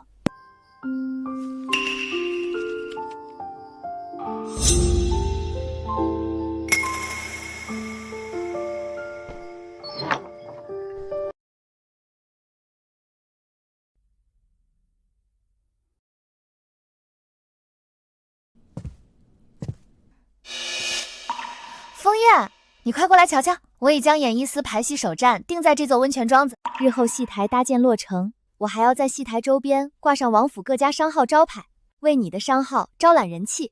这便是我特意送你的心意礼物。瞧你这般神色，想来是对这份礼物不甚中意。我早就料到这份礼物未必能合你心意，所以我还备了一份真正合你心意的好物，留着赠与你。那日你在练功房独自击打木人桩泄愤，我便已然知晓你心底真正想要的是什么。你且把双眼闭上。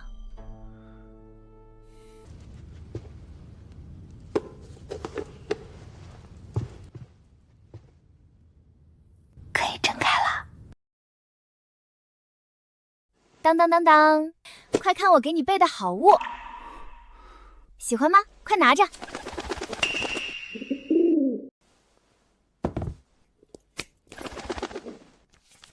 王爷，不知进展如何？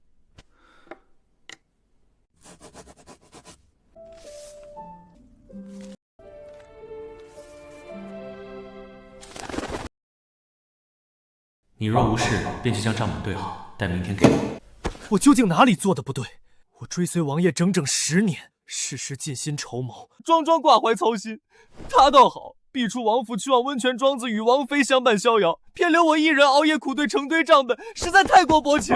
方大人切莫郁结，王爷深系朝野要务，亦是身不由己，才劳烦您多担待。担待，在王爷心中，我怕是连王妃一支珠钗都比不上。看，此处便是戏文告示立牌所在。后续我们拟在对面戏台屋顶搭建飞檐走壁机关木构，日后戏班演绎武打桥段，便可借机关凌空腾跃，更添戏台观感。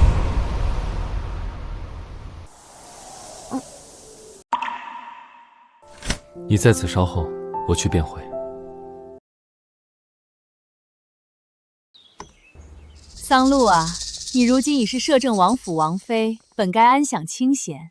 怎的休假之日还在外奔波操劳？依我看，王府待你也太过疏淡，全无体恤之心。长辈好心与你攀谈，你竟置若罔闻，这般居傲无礼，成何世家规矩？如今她飞上枝头做了王妃，早已是寒门麻雀变凤鸾，哪里还肯理会我们这些俗世亲戚？罢了罢了，不必与不懂礼数的小辈置气。待会儿我们去观景亭魔化小巷。晚间小小已定下8珍宴，咱们只管悠然享宴便是。还是小小乖巧懂事，事事周全妥帖。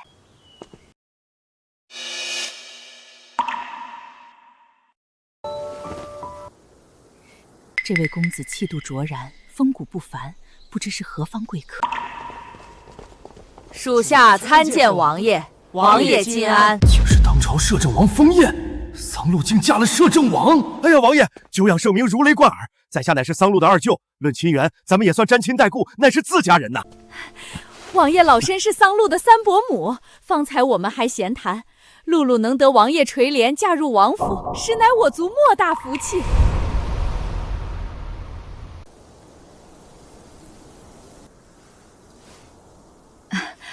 王爷有所不知，我家耀祖乃是露露堂弟，自幼勤学苦读，一心敬佩露露行事干练。若能托王爷与露露福泽，入王府商号谋一份安稳差事，也算不负10年寒窗。说来也巧，我家天赐自幼研习客栈营烧之道，深谙铺面打理规矩。露露，你如今身为王妃，只需一言，便可为你表哥在这温泉庄子谋个管事闲差，无需费心安排。既长辈开口，自无不可。陈管事，不知庄子账房总管此刻可在庄中？王妃娘娘安。小人乃是温泉庄子账房总管老童。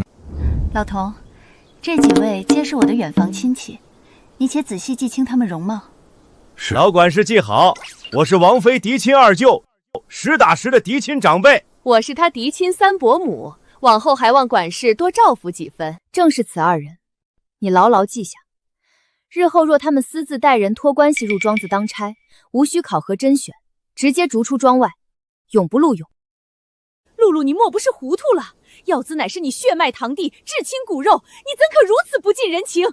莫说本就亲缘疏薄的远房堂弟，纵使我有同胞手足预谋生计，亦要凭自身本事立身，岂和亲缘走捷径谋特权？还有庄内迎宾小厮，也都认清几人样貌。往后他们若再来庄子白吃白住，按庄规总额收银，切莫因我的情面，纵容这般拜高踩低、趋炎附势的亲戚。尽数迎从王妃旨意行事。自此往后，庄子大小事务，王妃便是尔等真正东家，一应事务，唯王妃之命是从。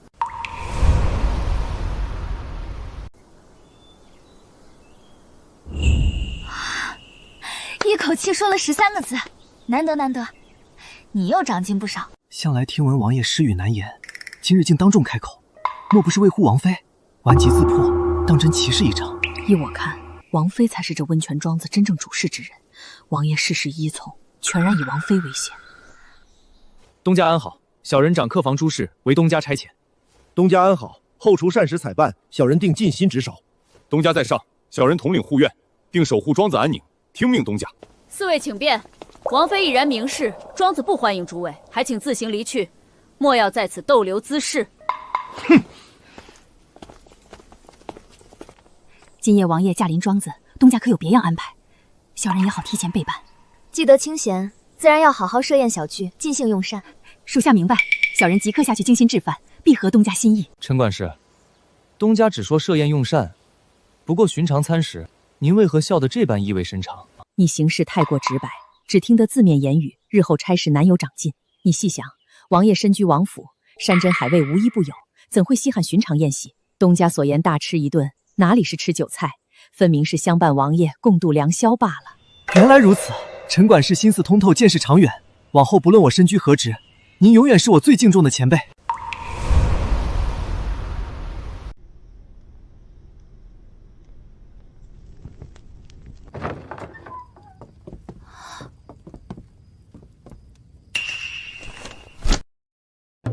不是，绝非我所安排，我半点不知情。定时晚膳送到了，总算能解这份尴尬。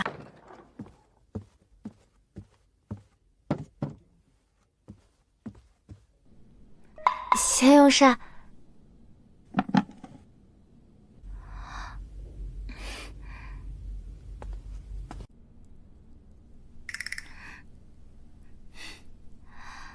饭菜定然在第2层，必是如此。定是陈管事自作主张，胡乱布置，我从未这般吩咐。你看，定是他们送错物件了。东家，陈管事谨遵您的吩咐，置办妥当，祝您与王爷今夜良宵共度，顺雷和美。你先沐浴，还是我先沐浴？我不沐浴，我知你此刻定觉得我举止轻浮，可我今夜绝无半分逾矩之心。你快看，我特意携来算盘账目，本打算今夜通宵核对庄内收支，一心打理差事，别无他念。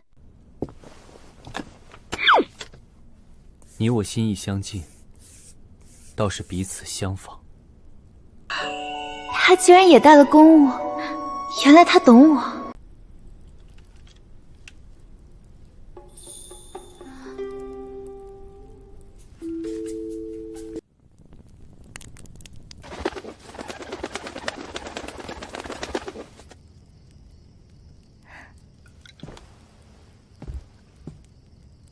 桑露，我今日去看谢思源排戏，才情气度皆是上佳，旁人言语他皆能从容营业，风采不凡。是啊，谢思源潜心排戏极为认真，这般专心行事的男子最是令人钦媚。说的极是，行事专注沉稳的男子的确最有风骨魅力。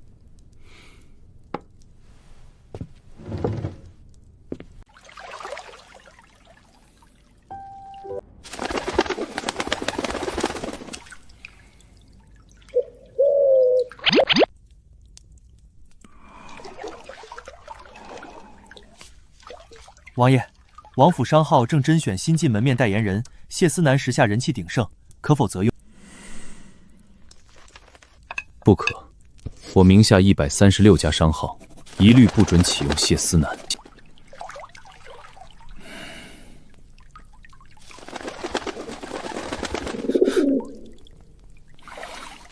可城中半数王府丫鬟皆是他戏迷，启用他必能为商号招揽人气。你若倾心此人，想请代言，所需银两尽数从你月俸扣除。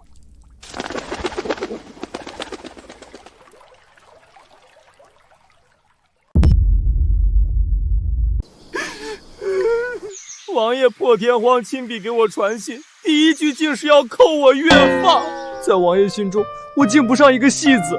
方大人莫伤怀，王爷只是一时心绪不佳，并非刻意冷淡你。心绪不佳便拿我月俸撒气，这差事当得实在委屈。禀王爷，西北边防近日无事，各营窜练如常，粮草储备充足，已分批运至各关隘。早前庄子胡言传言，王爷已然开口言语，不不知今日我等可否有幸亲耳听闻？你看王爷面色比往日更沉，安分一事，不犯错便已是万幸。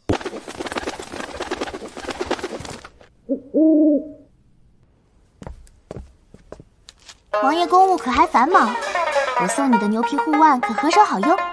今夜封府可否教我练木人桩？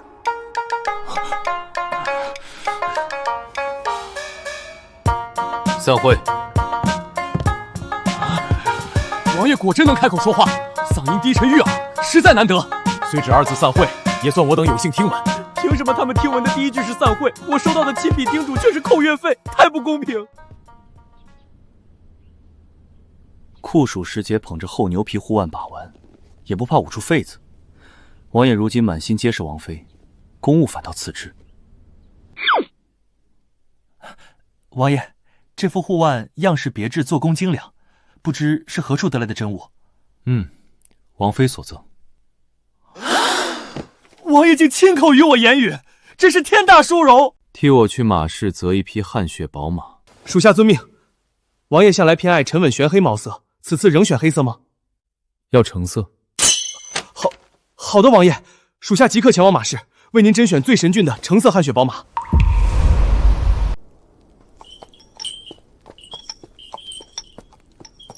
承载，你看，竟有与你眸色一模一样的伙伴，如同亲兄弟一般，生得这般俊朗。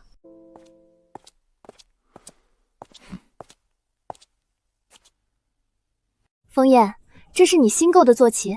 是为你备的新马。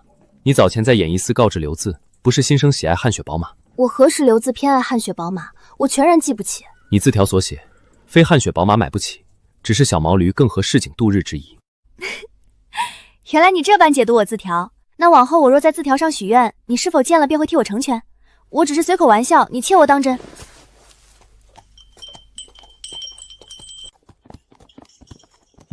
可以。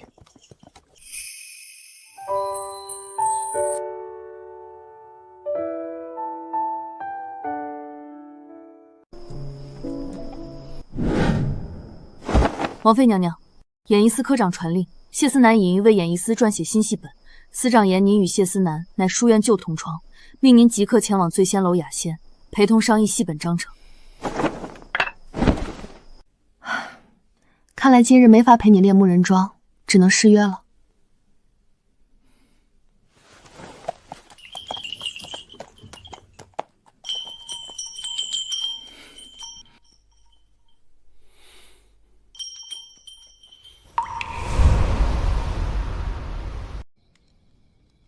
桑露，你可还记得书院第1年秋游？当年你约我同往山顶后日出，那日我因故未赴约，至今耿耿于怀。岁月久远，往事繁杂，我早已记不清。这些皆是原主过往，与我无关，何须记起？你若只叙旧，便早些说完。何时商议戏本事宜，我还要尽早回府。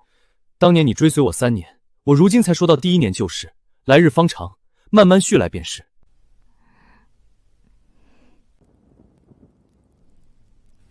王爷，老身犬子定下婚期，这是成亲喜堂。新娘子亦是他书院同庄，知根知底，性情相投，老身心中甚是欢喜。书院同庄结缘，向来是人间美事。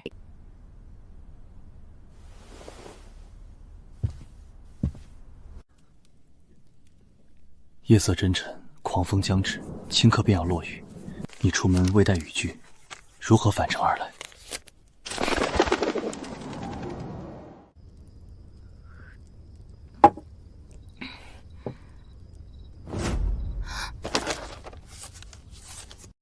天色将雨，你未携雨伞，你在哪处用膳？我驱车前来接你。速传酒楼名号与我，究竟是哪座酒楼？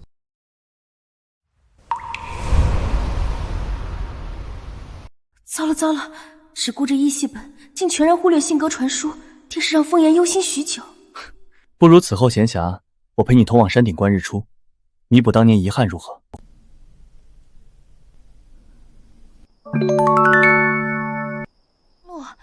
你怎知我在此处，还特意寻来？还用问？王爷放心不下你，命我带人寻遍街巷，才找到这醉仙楼。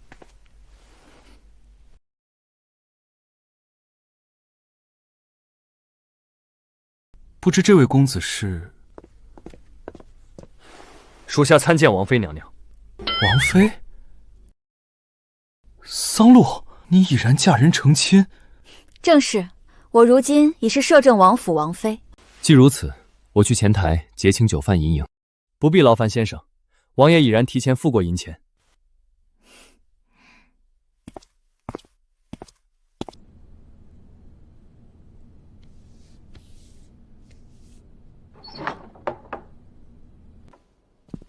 司南，我方才已然打听清楚，桑露所嫁之人乃是当朝摄政王封彦。你也该收了心中念想，莫再对桑露存非分之念。他如今身份尊贵，与你云泥之别，再无牵扯可能。咱们戏班网还要仰仗王府商号挂牌赏银示警照拂，万万不可得罪王爷，因私情误了全班生计。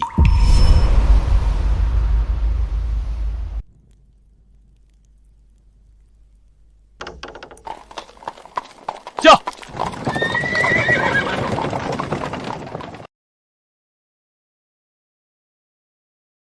他怎这般牢牢攥着我的手，沉默不言，反倒让人心底局促不安。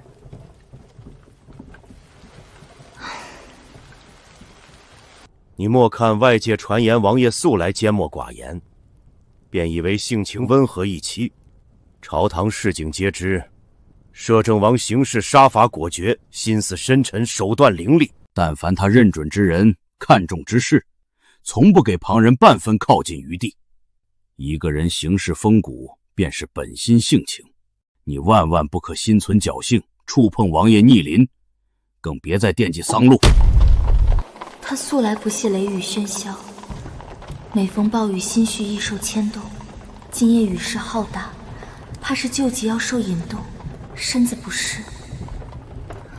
风燕，变。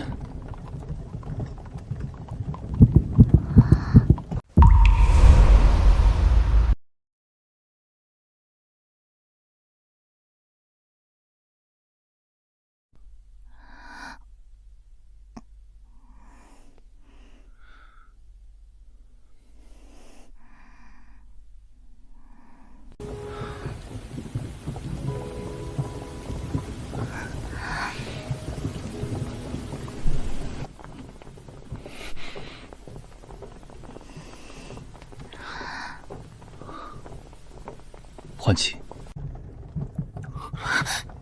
你突然这样吓我一跳。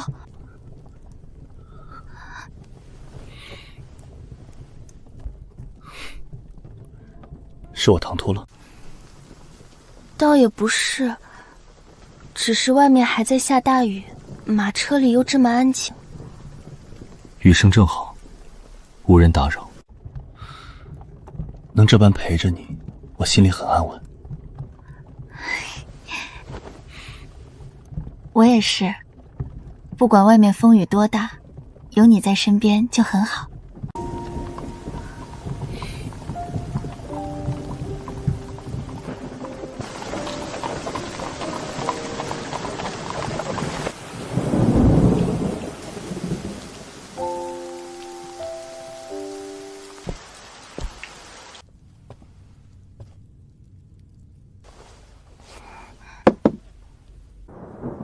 今夜暴雨突至，我是想问你，每逢雷雨之夜，救急是否会被牵动？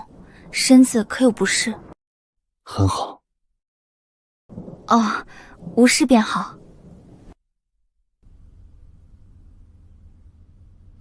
我所言很好，是说方才闻你之感极好。我真怀念他从前不能说话的时日，至少不会般直白撩人，让人全无招架之力。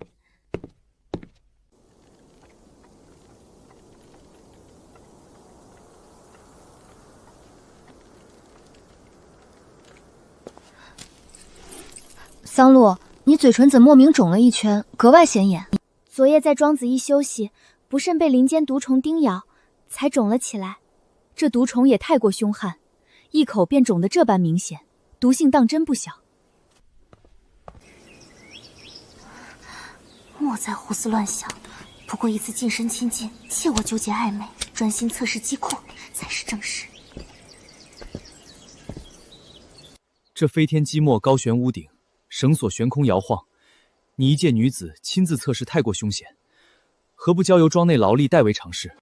这是我分内差事，击破由我亲手设计，唯有我亲自试测，方能知晓稳妥与否，不必劳烦旁人。王爷，北县边防已按您的吩咐加固，粮草也已调度妥当。王爷，大事不好！王妃在温泉庄子测试一台飞天机库，麻绳骤然断裂，王妃失足从高处坠落，现已送入城中医馆警治。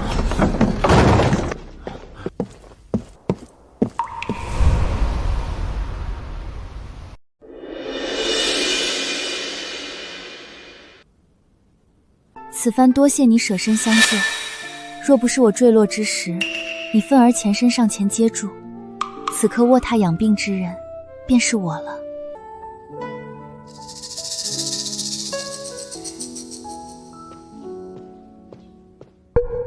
王爷，庄子护院已然审问排查，此次暗中割断击过麻绳，蓄意加害王妃之人，乃是早前被庄子革除的管事罗奎。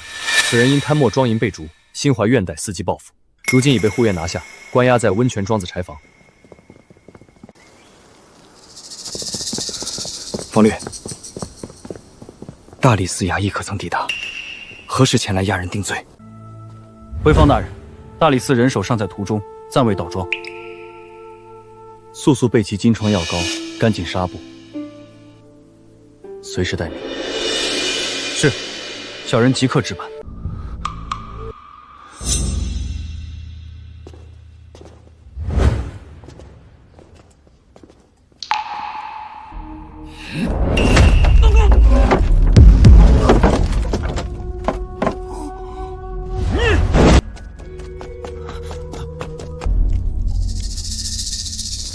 可是王爷不慎受伤，急需纱布疗伤。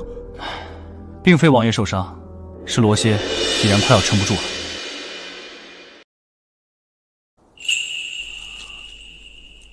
你身子感觉如何？伤势可稍有缓解？口中干渴，手臂伤口隐隐作疼，还时常头晕目眩。你且安分躺好别动，我去为你倒杯温水。王爷，养兵千日，用兵一时，看属下为您解围。王爷，您这手背伤势如此严重，看着触目惊心。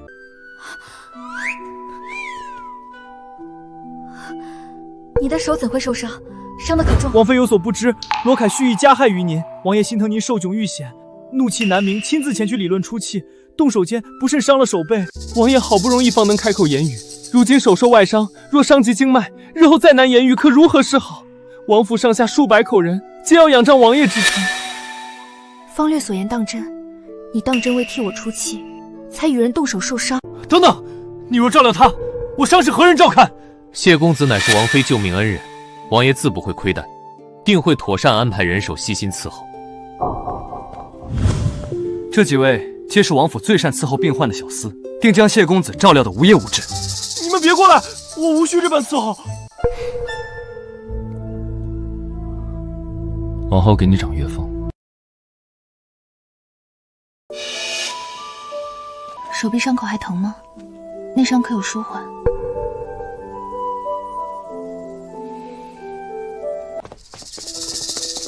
怎反倒愈发重了？你安心靠着我慢行静养，切莫劳累。冯燕，速速把这5人撤走，我不需这般贴身伺候，惹人烦躁至极。你何必这般大声喧哗？他身负伤势，本需静养。你亦是负伤之人，也该安分休息，不可肆意吵闹，扰了医馆清静。他哪里是真伤病就养，分明故意装病博你心疼，多残忍实到。你若放心不下他，便去照料吧。我孤身多年，早已习惯，怕是又要落雨，我也惯了独自听雨季。我说了会陪着你，便绝不会食言。你少开口，多静养，再言语只会伤及嗓子元气。真是深藏不露的死绿茶，故意装柔弱博同情，太过算计。王爷，王妃去后厨为媒您热养胃膳食，往返约莫2炷香时辰，无人打扰，您可安心练功，舒展筋骨。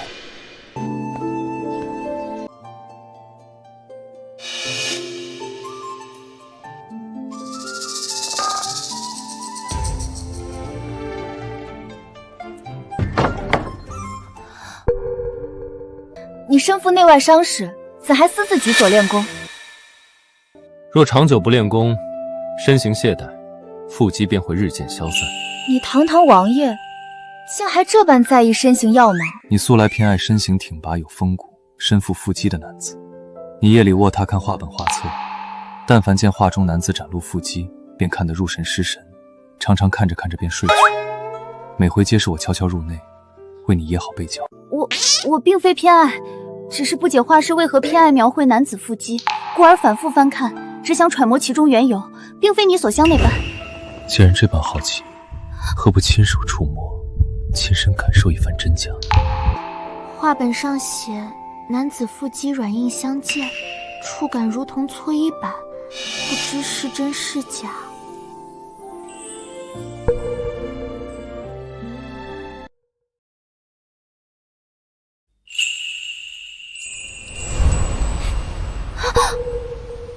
我摸过了，并无稀奇之处，我先走了。桑露，回来。还有何事？过来，吻你。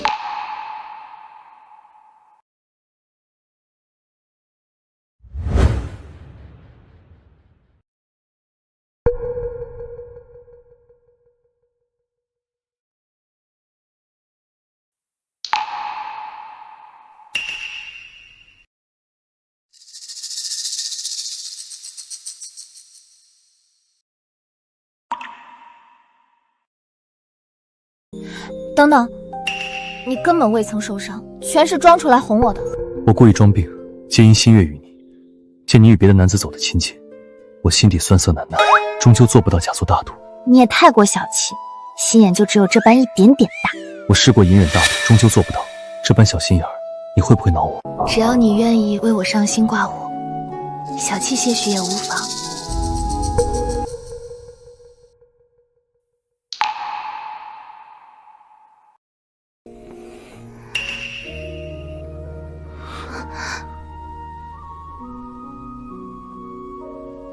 弄疼你了，若是不是，今日便到此为止。你若还想继续，便老实告知我，你究竟是偏爱我的腹肌，还是偏爱我这人？笨。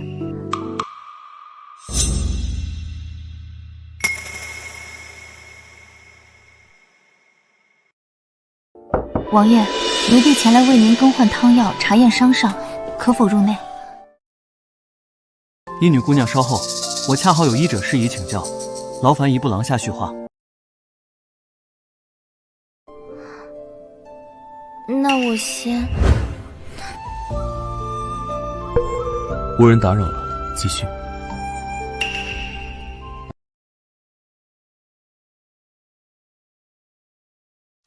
哇，总算回府了！想念我的琉璃宫灯，想念我的紫檀软榻，想念我的3层雕花大食盒。回到王府，处处皆是舒心自在。你怎总偏爱饮寡淡无味的白水，全无半分滋味？快来尝尝我自酿的蜜桃果酒，清甜甘醇，入口极佳。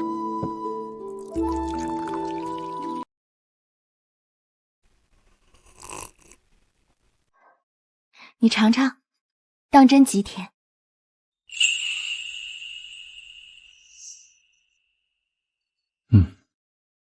果然很甜。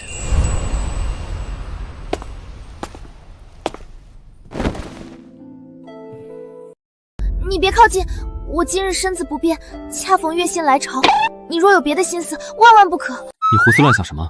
我自然知晓你身子状况，从无半分逾矩念想，特意为你熬煮的红糖姜水，趁热饮下，暖暖身子，缓解不适。这沙漏声响，正是你每月与季申医问诊调理的时辰。你如今还坚持每月前去求医问诊吗？从未间断。从前我缄默失语，如今坚持求医调理，只为能多说言语。你素来喜爱常令戏班入院唱戏解闷，借人生浅怀孤寂，我便想好好开口，日日陪你闲谈叙话，不必再借细声慰藉。原来他执意调理身子，力求开口言语，全都是为了我。我给你讲个小故事吧。从前有一位孤女，自幼无父无母，孤身无依，亦无银钱傍身，平日里习惯自说自话，自己讲笑话排解孤寂。纵使孤身度日，也能把日子过得热闹暖心。直到有一日，他遇上一位素来沉默寡言、不善言辞的人。那人说愿意为了他潜心调理，学会说很多很多话，日日陪他闲谈度日。故事里的孤女，说的便是你。你并非无依无靠，尚有宗族亲人在世。你就当是尘世里另一个我吧。虽有族人，却从未感受半分真心亲情暖意。我早已学会独自冷暖，自爱自度日，也能安稳一生。可遇见你才懂，被人放在心上，满心宠爱呵护，原来是这般安稳幸福的滋味。往后余生，我会如你自爱一般，倾尽所有疼你、护你。